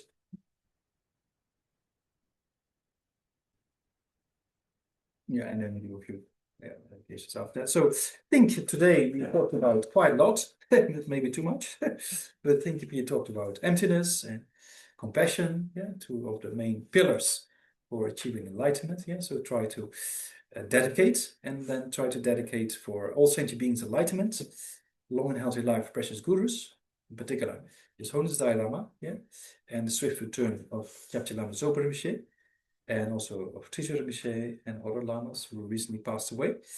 And they may all be of the greatest benefit for the Buddha Dharma and sentient beings in future lifetimes, and in the way that their holy wishes be spontaneously fulfilled, which includes all the benefits we need to pray for. Yeah, that all beings achieve enlightenment, and to achieve enlightenment, may all sentient beings generate bodhicitta, realize emptiness. Yeah, and may all find the right conditions and never part from virtuous friend in future lifetimes, and quickly achieve the state of enlightenment. Yeah, so think in those lines, and I also think everything is nature of dependence. There's no independent self, and that we seal our dedication with what we call emptiness. Yeah, so meaning you making the dedication itself, and the result of our dedications are in the nature of dependence, and that's what we call the words of the truth. Yeah, so take that into account. Lama Zopa Rinpoche often indicates to seal our dedication with emptiness, and based on that, let's recite first the dedication prayer, page 102. Yeah. Lamrim dedication prayer. For my two collections, as vast as space, as I have amassed, from working with this effort and this practice for a great length of time, may I become a chief living Buddha for all those whose mind, wisdom, mind is blind by ignorance. Even if I do not state, may I be healthy and love and compassion in all my lives and use. May I find the best complete graduate paths of the teachings, and may I please the Buddha's practice. Using skillful means of compassion, may I clear the darkness of the minds of all beings. With the points of the paths that I've assured them, may I behold Buddha's teachings for a very long time. With my heart going out with great compassion, in whatever direction the most precious teachings have not yet spread, once spread have declined, reveal his treasure of happiness and aid. May the minds of those who wish for liberation be granted boundless peace, and the Buddha's deeds be nourished for a long time. May even this graduate path to enlightenment be due to wondrous victorious conducts of the Buddhas and their sons. May all human beings and non-human beings who eliminate adversity and create conductive conditions for practicing the excellent path never be part of any of their lives on the purest paths praised by the Buddhas. Whenever someone makes effort to act in accordance with tenfold Mayana virtuous practices, may she be always assisted by the mighty ones, and may an ocean spread everywhere. Yeah, and then dedicate for all sentient beings to generate bodhicitta, right? Jajo Senjo Rinpoche, Maje Panam Yigi, Jebai Nyamba Meba, Gone Gonda, realize emptiness. Tony Tawa Rinpoche, Maje Panam Yigi, Jebai Nyamba Meba, Gone Gonda, and long life precious gurus, particularly His Holiness Dalai Lama, all the wishes spontaneously fulfilled. Kare Rawe Korwe Singa, Pendan Deva Mawe Jombe, Chenreze Tenzin thank you. And to conclude, future lifetimes never part from precious friends, quickly progressive states of path. Yawa Kunde Yanda Wama, Dame Chigi Penalum, Sara Langi Yanda, Doje Changi Oba, Muto Show.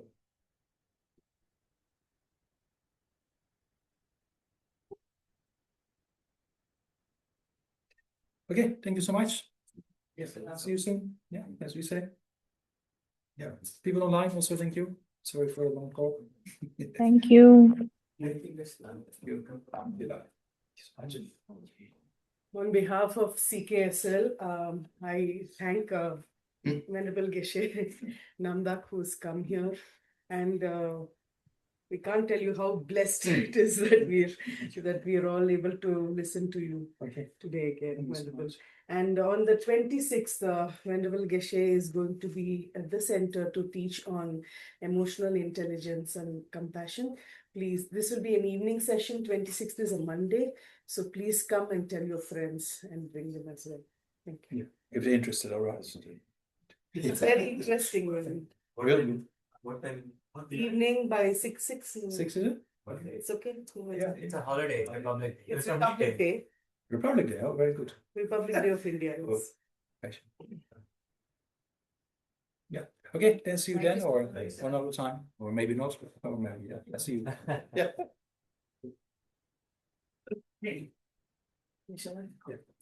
Thanks everyone online. I'm ending the meeting. These are some